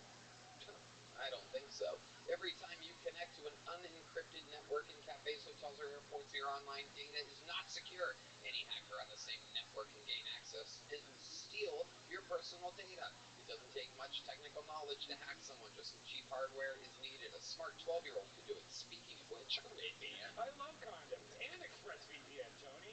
ExpressVPN is so secure, it would take a hacker with a supercomputer over 1 billion years to get past ExpressVPN's encryption. Just fire up the app, click one button to get protected. I personally love using ExpressVPN when we're on the road. It's important to know our data is safe in all the different cities we travel to. So secure your online data today by visiting expressvpn.com/killtony. That's expressvpn.com/killtony to find out how you can get up to 4 extra months for free. expressvpn.com/killtony. Hello, this podcast is sponsored by Prize Picks. Cash in on the basketball playoffs with Prize Picks. Don't miss your last chance to add your favorite players from the court to your Prize Picks lineups. Whether it's points, rebounds, assists, take your pick of more or less for your shot to win up to 2,000 times your cash today.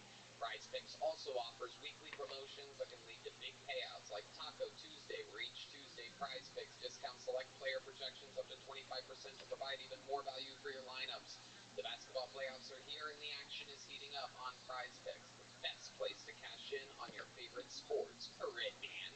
Tony, I love Prize Picks almost as much as I love hoops, which is why this week on Prize Picks, I'm looking at the basketball board and selecting Donovan Mitchell for more than 26 points and Jason Tatum for more than 9 rebounds. That is a tasty lineup, Red Band. Download the app today and use code Tony to get $50 instantly after you play your first $5 lineup. Once again, download the app today and use code Tony to get $50 instantly after you play your first $5 lineup. Prize Picks. Run your game.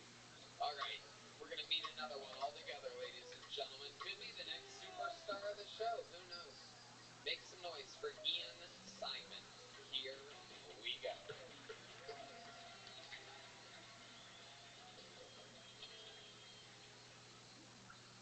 How you guys doing? Everybody good? Fantastic. Fantastic. It's oh, this is fucking amazing. I gotta take a piss so bad. I just figured I'd share it with you guys. Still have time. So I was thinking, do you think Muslims ever say Allah's the bomb? Well, let's think about random shit all the damn time.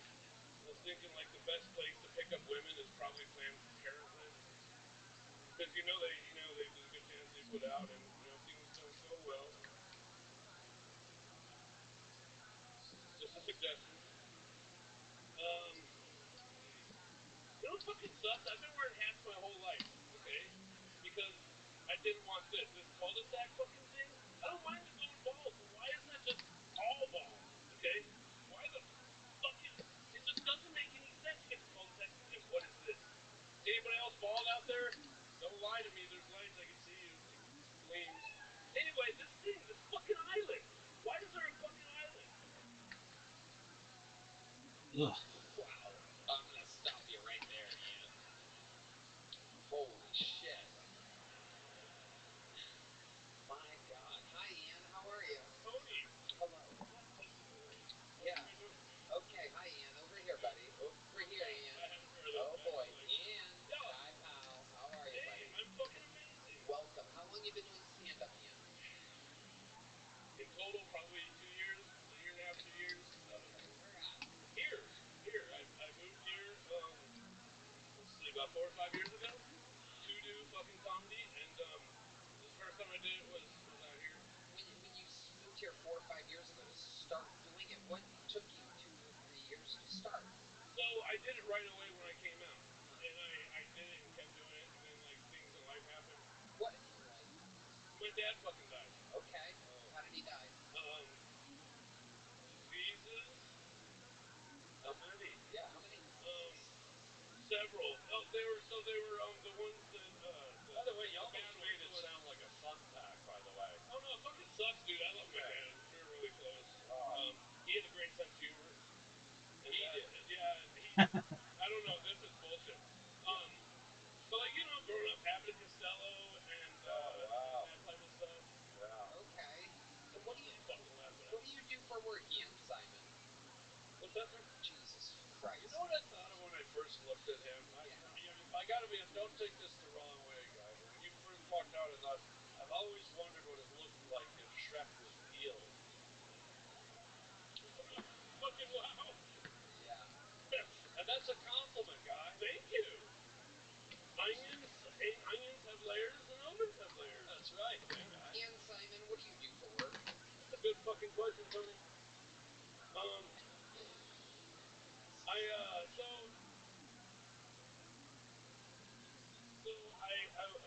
I was on disability for 20 years. What was the disability? Well, I've had surgery on both feet, 3 knee surgeries, twice on the left rotator. What happened? I'm up to 13 fucking hernias, dude. What happened to your feet and knees? What happened? Adrenaline junkie, just through the years. So what were you doing? Ian, I used to go fast. I was a passenger in a lot of them. Mine were mainly with inanimate objects. About 13, don't count anything under 50 miles an hour. Don't touch it, I'm gonna burn it. Is that a jewel underneath your eye? Is that a piercing of some kind? Like a piece of jewelry there. It's a dermal. It's a what? A dermal. What does that mean?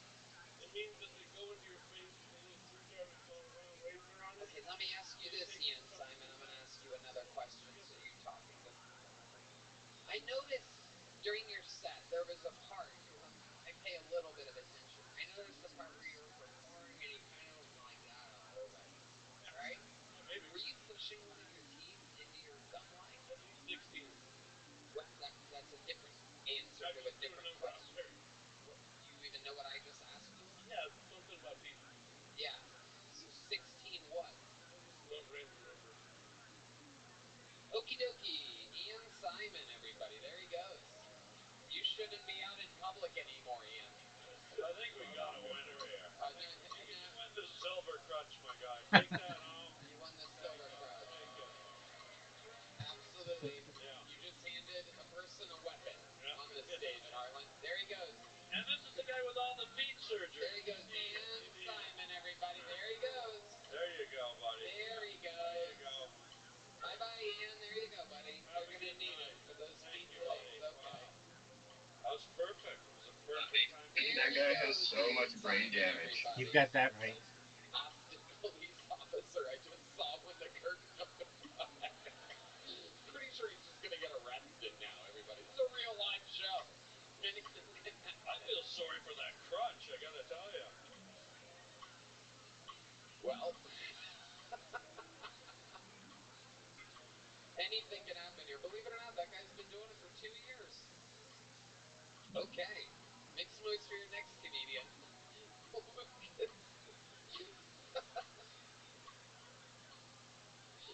Lucas Hinderleiter. Lucas Hinderleiter. This is Kill Tony.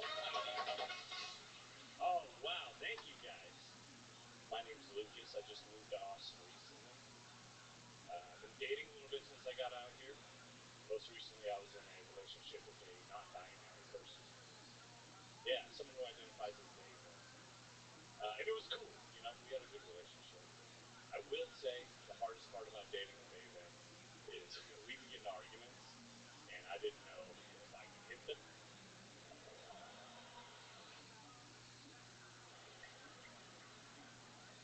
You know? Yeah, like tell me which one you are. Are you a boy or a girl? You know? Can I hit you? Or can we have a beer and watch the football game? What do we do? What are we doing?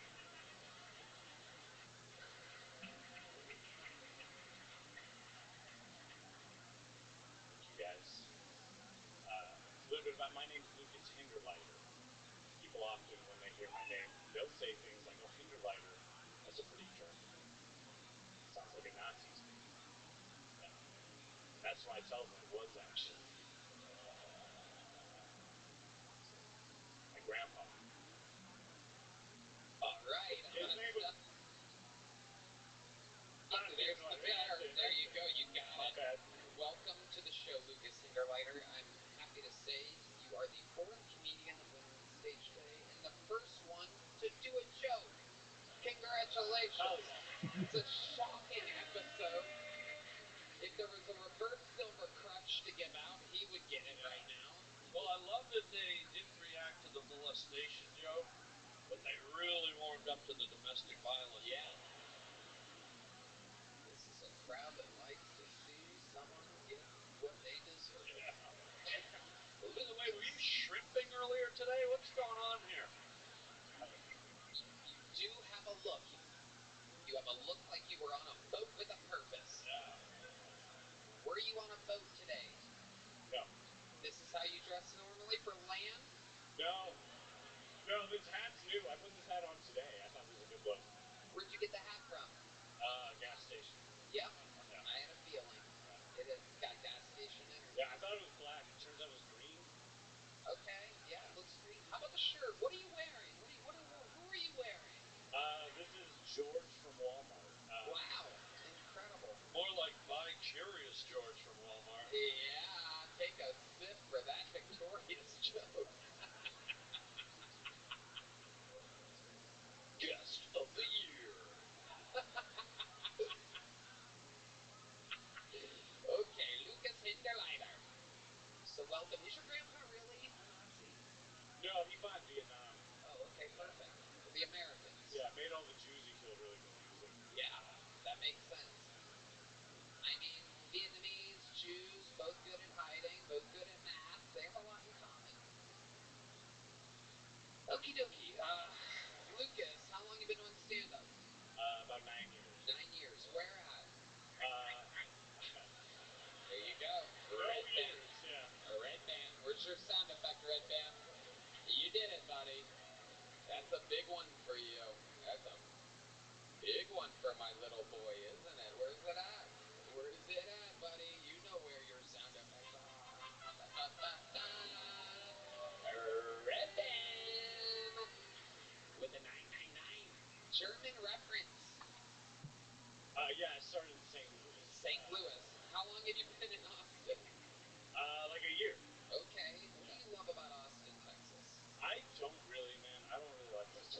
Wow, you miss St. Louis?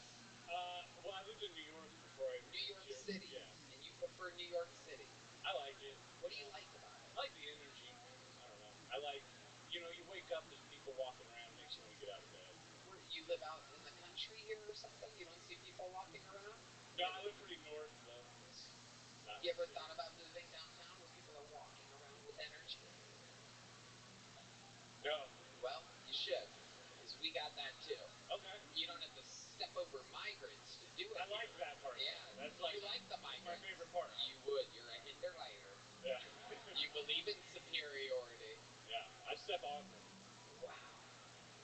How do you say it with like a German accent, your last name? I don't know, dude. I don't know. Red band's nope. German. I mean, he's Hinderleiter, he's Hinder heavier. Yeah, got you. Where's mine at? Like you don't say around it like your grandparents don't say das ist Hinterleiter. Like something like that? No. Does that sound familiar, guy? Was ist Hinterleiter? No, my grandmother was British. Okay, so that's She said things. that's a Hinterleiter. Yeah, she said things funny. Yeah. Dude, you know what you are at this point? You're like fucking International House of Pancakes. Like what are you?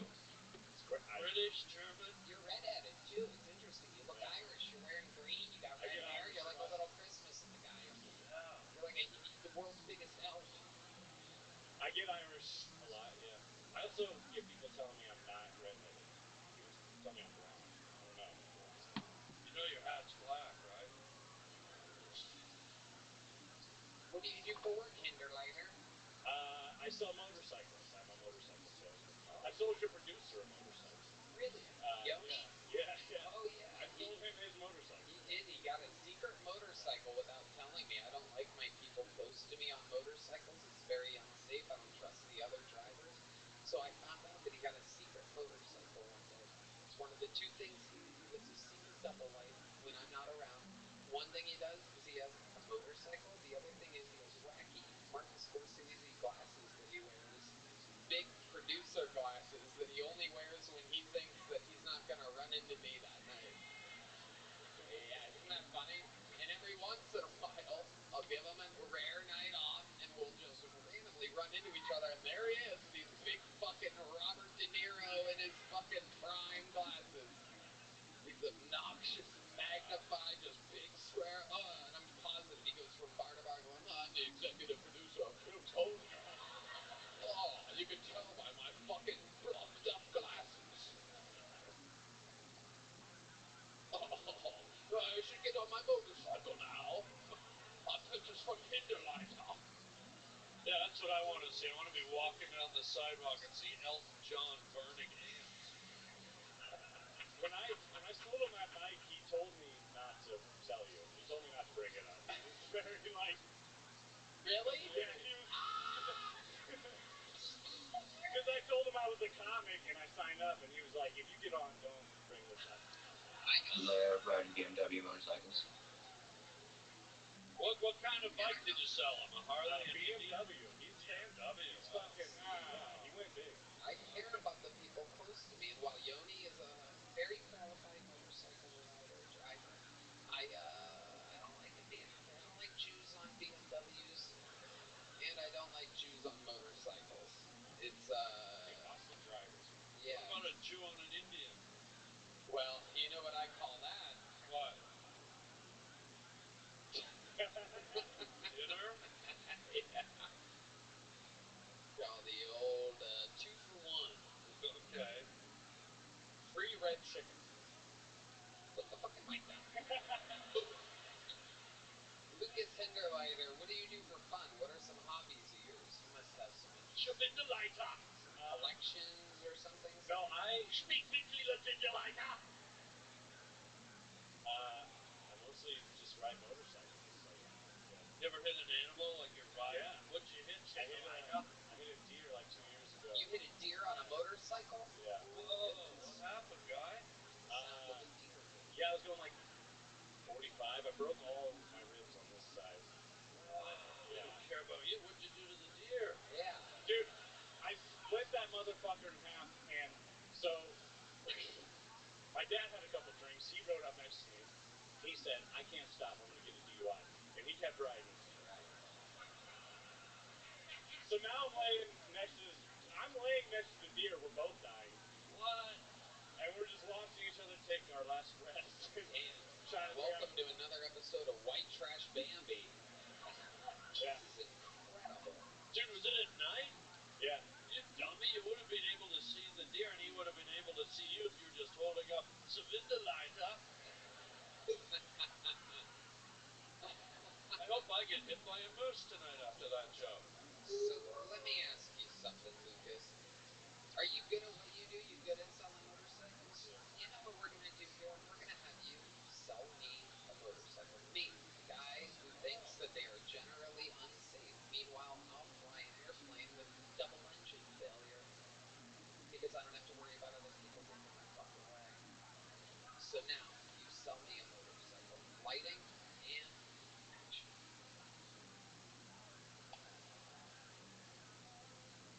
How you doing today, sir? I'm good. I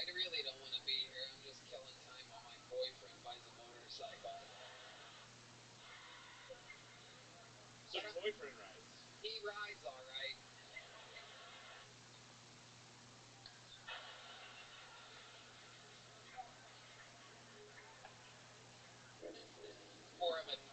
More of a nighttime rider, and after a couple drinks, and then he lays by his deer.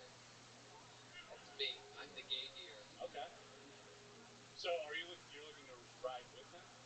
Well, we were thinking about getting me a little sidecar, but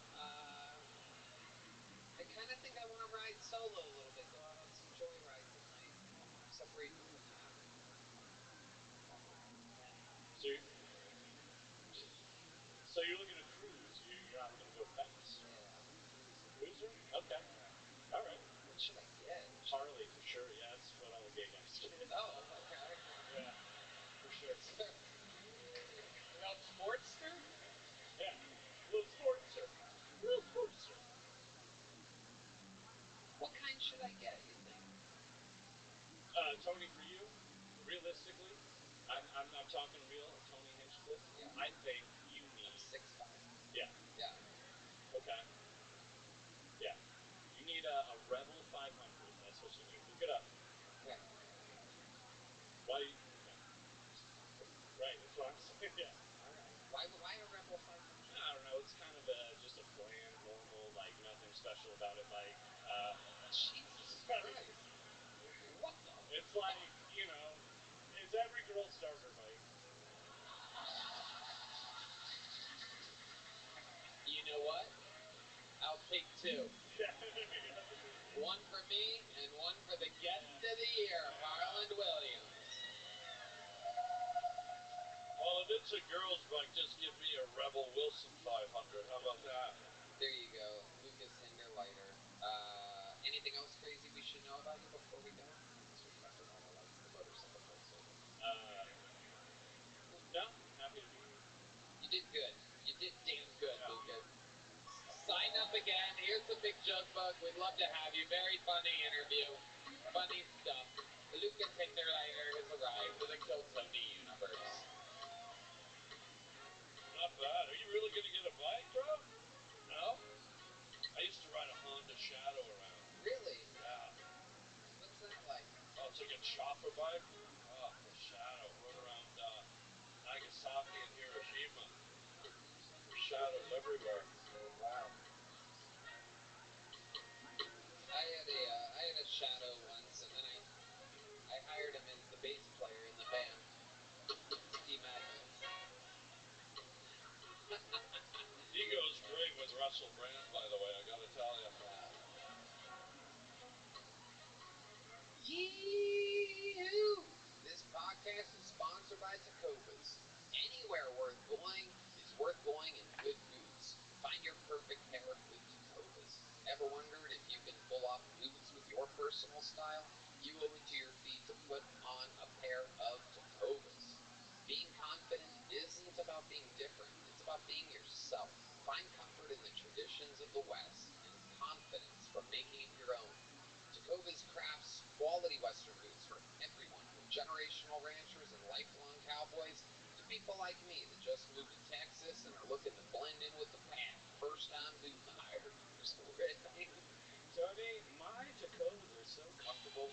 I put these puppies on and walk over to Terry's Rack, slam some brisket, and put my feet on the table like a gross monster and show off my Tacovas to all the tourists. They make me feel amazing. That's exactly what I expect you doing for lunch, Red Man. That is an interesting insight into your life, and I appreciate it. Right now, get 10% off at tecovas.com/KillTony when you sign up for email and text.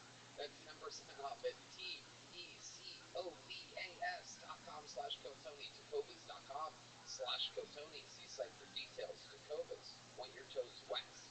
And visit their store on Congress if you're ever here in Austin, Texas. Tecovas. This podcast is sponsored by ZipRecruiter. You all know what speed dating is, right? Well, if you're the owner of a growing business, what if there was a feature like speed dating, but only for hiring? In other words, you can meet several interested qualified candidates in one solid and designated time. Well, good news, there is. It's ZipIntro from ZipRecruiter. You can post your job today and start talking to qualified candidates tomorrow. Right now, you can try ZipIntro for free at ZipRecruiter.com/KillTony.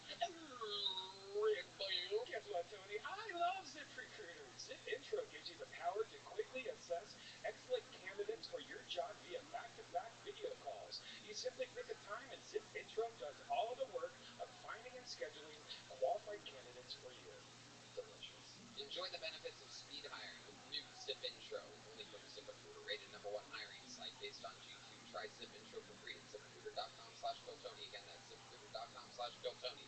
ZipIntro. Post jobs today. Talk to qualified candidates tomorrow. All right. We're flying through the bucket tonight, ladies and gentlemen. This is 60 seconds uninterrupted for Bill Smith. Let's go. Let's see if we have jokes back to back here. Bill Smith. You guys having fun at Kill Tony so far? Let me hear it. Alright, so my girlfriend's dad's dead. Fine, don't clap. No, he died like before I met her, and recently she told me, I think my father sent you to me. And I said, babe, I had no idea you were schizophrenic. Which, I'll admit, isn't a great thing to say to your beautiful girlfriend, but do you guys know what the worst thing I could have said is? Yeah, he did. I was wondering what that energy was. It was your dead father sending me to you. I'm your gift. And then just like proceed to use that in our relationship. Like, hang on, he's coming through. Sing. I'm right and you're wrong? I didn't think your dad would have your back. Hold on, he's coming through again. I'm getting something. Shut up. Shut the fuck up. Oh, I don't know why your dad's saying this. He's saying we should invite another woman into the bedroom? Thank you guys. I'm until 10. Okay, Bill Smith. All right, Bill, welcome. Keep it. Where are you from, Bill? Rochester, New York. Oh, God. Jesus Christ. Upstate New York, the absolute worst. How long have you been out of there? Since December. Congratulations. It's your first time being outside of Rochester? First time living outside of Rochester, yeah. Congratulations. How old are you? I'm 28. What did you put your finger up there for first? You had like a holder on a finger that you put up, but I would completely ignore it because I'm the host. Go ahead. Hold it right there. Yeah. I got something. Whenever you're ready, just do whatever you I just didn't know if you knew this. A certain one of your producers is also from Rochester. I absolutely do. I do know that, and I just found out he's out there buying motorcycles. The fucking guy. Secret motorcycle with special big glasses on. Oh, you like him, huh? The Rochester connection. Me and Yoni. I know. Absolutely. You've talked with Yoni about this before. Never talked to him in my life. But you just know he's from Rochester. We know. We know. We know. Yeah, there's like, it's a smaller city, and if you tell someone you're from Rochester, you know Ralph is 3 other people. Yeah, and Yoni's one of those people. Just think after the inevitable motorcycle accident, he'll no longer be on that list. Been in the pack. Absolutely. What do you do for work? Right now it's weird. I came here with like $5 grand. Are you a wizard? What do you mean it's weird? I came here from Hogwarts and came here with $5 grand and smoked it, blew through it immediately. Yeah. My plan was to do like Instacart. Car broke down very shortly after. Wow. And I got hired at the Vulcan, venue in Kill Tony. And don't get scheduled there too much. So I did the natural thing anybody would do. I just started playing poker full time. Wow. And I was able to pay my rent up until now just playing poker. Where do you play, online or real life? Well, one of the reasons I was excited to move here is because I've always played poker, and Austin, Texas also happens to have the best card room in the country. It is true. In fact, yes, without a doubt. And the best heads-up poker player in the world, Doug Pope. Doug Pope. You know this guy. I met him too. I didn't know him. And then one night, after the taping of this show, people kept coming up to me going, Doug Pope. Doug Pope. Who the fuck is Doug Pope? What's Doug Pope? Like, all fucking night, I swear to God, 15 in 20 people. Like, Jesus fucking Christ. By the time, like, 1:30 comes around, finally, here's this guy, Doug Pope. I'm Doug Pope. I'm nice to meet you. I'm the best heads-up poker player in the world. That's what everybody kept saying. And I was already drunk at that point, and I go, I'm good at poker. I'll fucking play you a heads-up. And he goes, and we go, okay. So we bet. The bet was if he wins, because he wanted to do a minute on the show, if he wins, he gets to do a minute on the show. If I win, he gives me $20,000. Get out. So there we are at Minty's.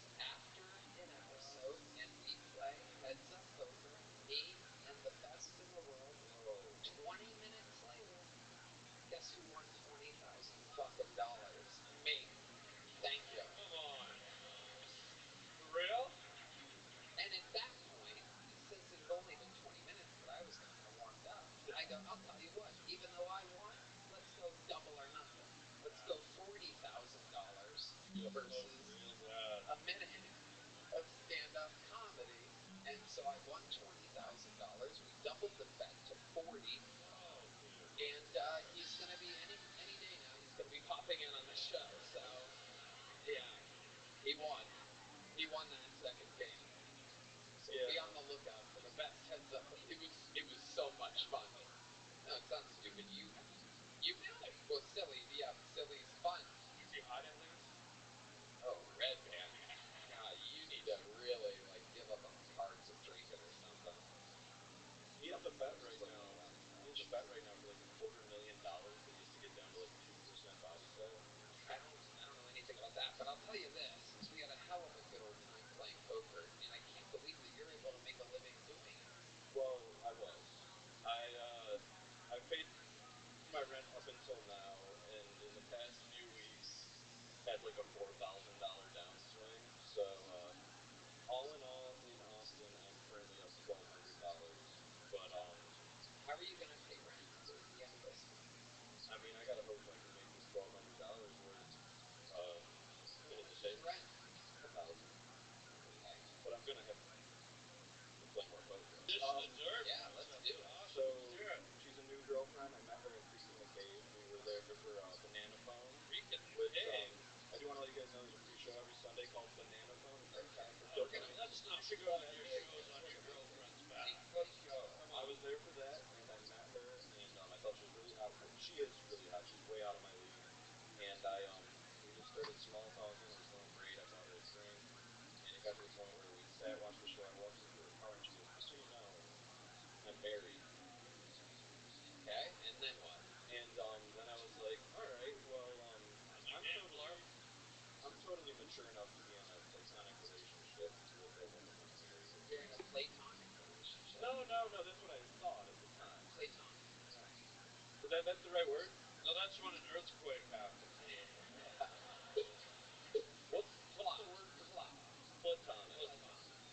Yeah, so like I thought we could like catch an earthquake together or something. Yeah. Platonic. So all right. Anyway, I'll speed it up a little No, bit. you're doing good. She was going to like Mike's by herself and stuff. Her husband didn't support like her doing comedy. Wasn't a fan of you either. He didn't let her watch Kill Tony. He didn't let her watch Kill Tony? That's just what I heard. I don't need to give this guy. Incredible. I actually think he's really cool.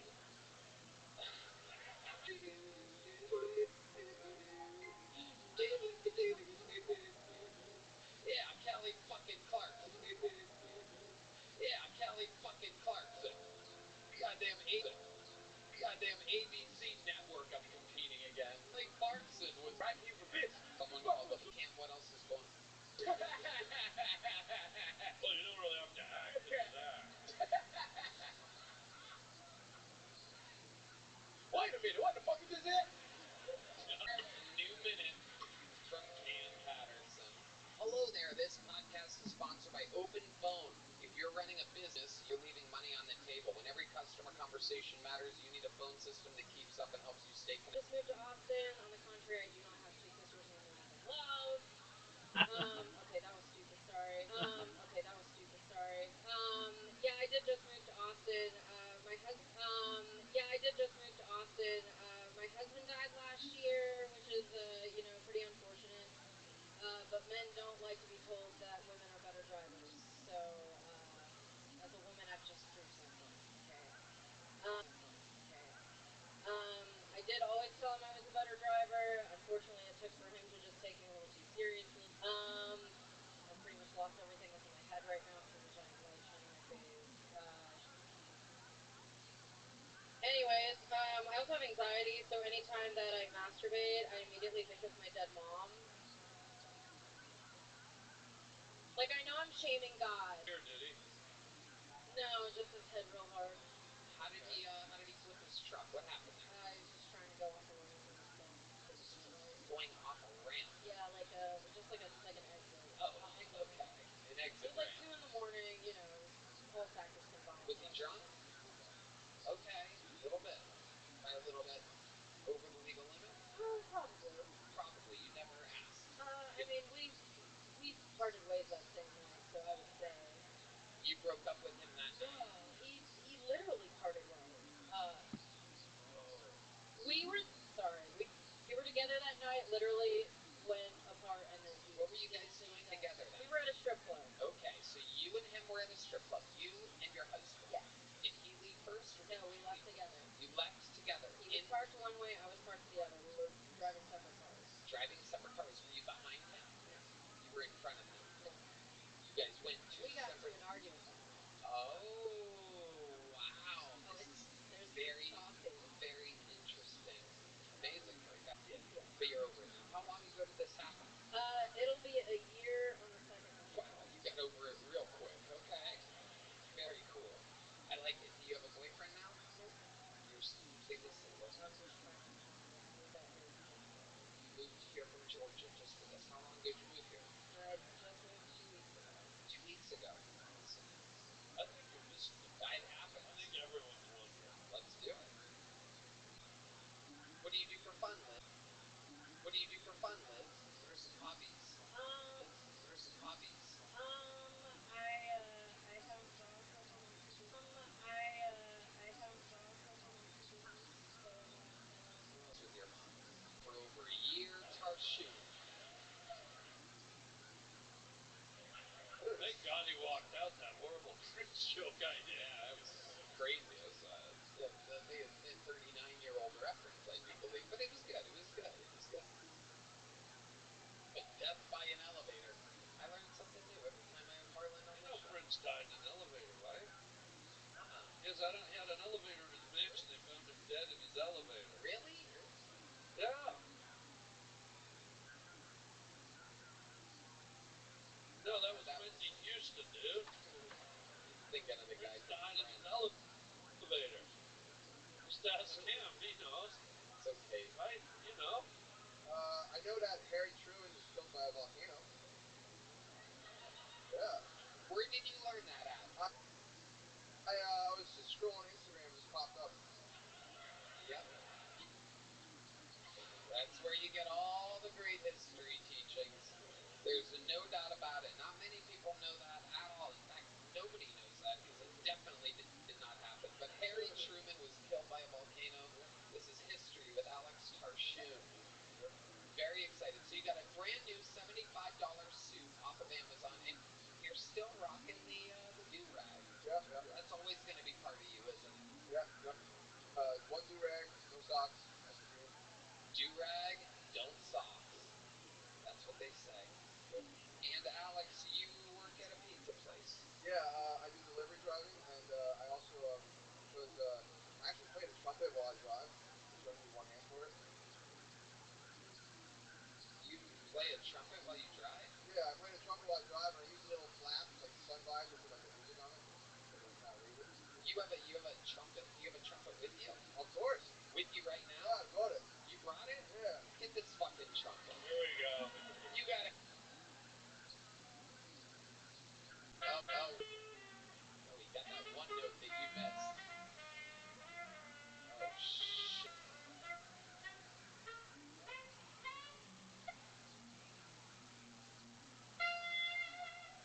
There you go.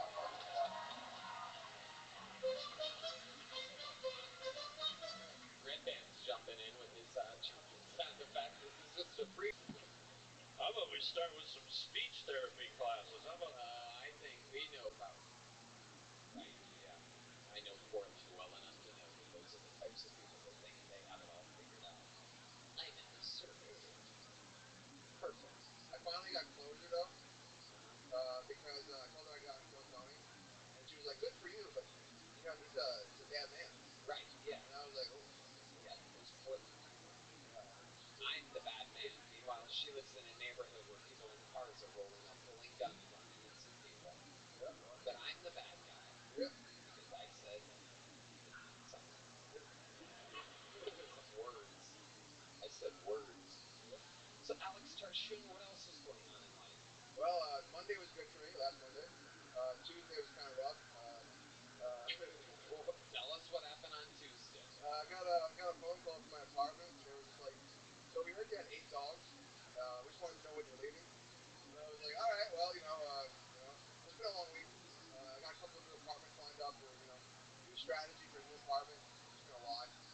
Right. And you're gonna sneak in 8 dogs. A fun fact about Alex: he has 8 pit bulls. How did they find out? What are the odds that the apartment building found out the night or the next day after you talked about it from the world?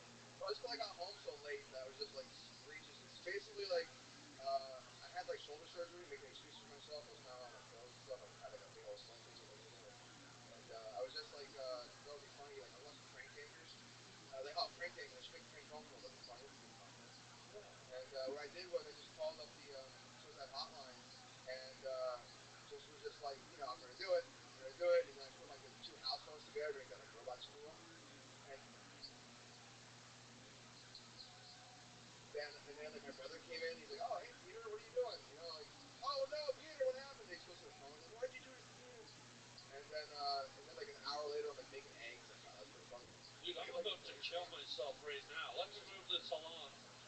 Yeah, it doesn't really pop up. No. How do you spell your last name again? Chhoun.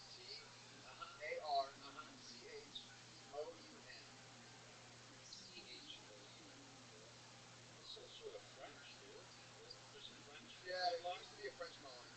You used to be. What was your dad's country again? Oh wow, Tunisia. You know what Tunisia? Oh wow! Holy shit! Damn. Oh shit! Wow. Yeah, that's definitely I have you. your hat on here. Nice. Wow. That is incredible. How do we find it? Is it a video?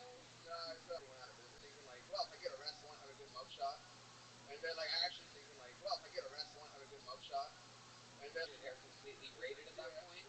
Wow. Did you get the magical mugshot that you had hoped for? Now back to Alex Tosh. There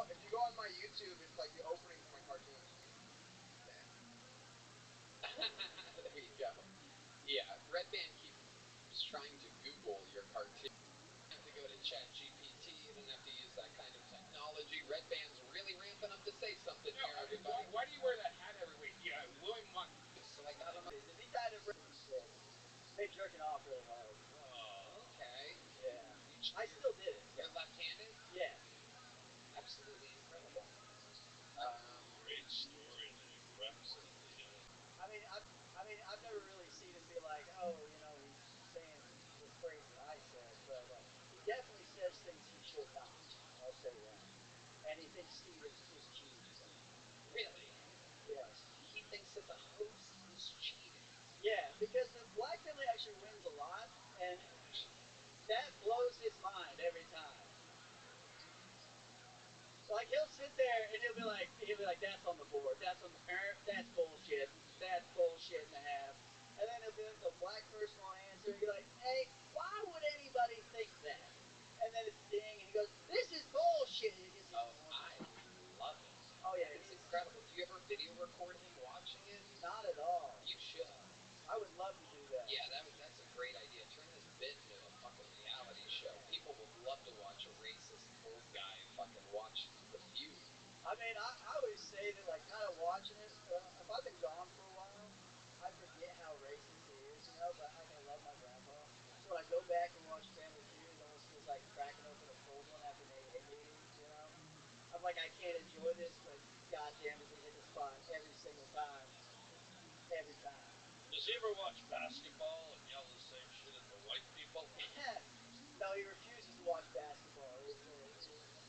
He does not consider that an American sport, I don't believe. But And his son plays Australian rugby?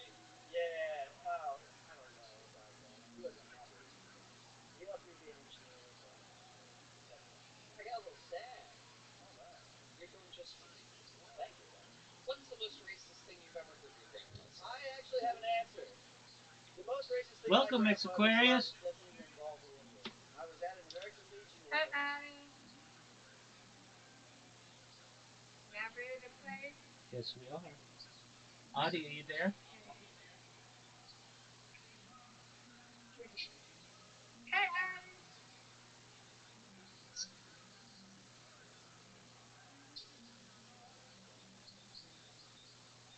couple of days.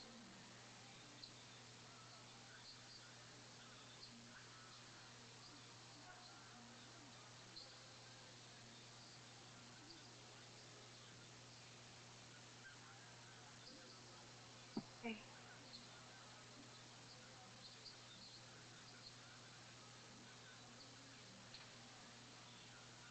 Good day, Miss Aquarius. Yeah.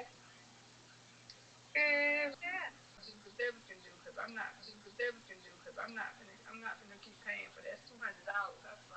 not finna keep paying for that $200. That's a lot of money. I Where? already did money. I Where? already did one for my arm. That's a lot of money.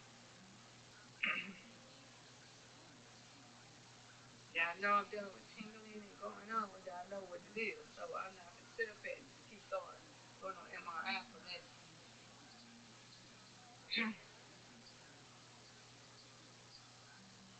I know I got arthritis. I think I'm getting a biofreeze too. Back in.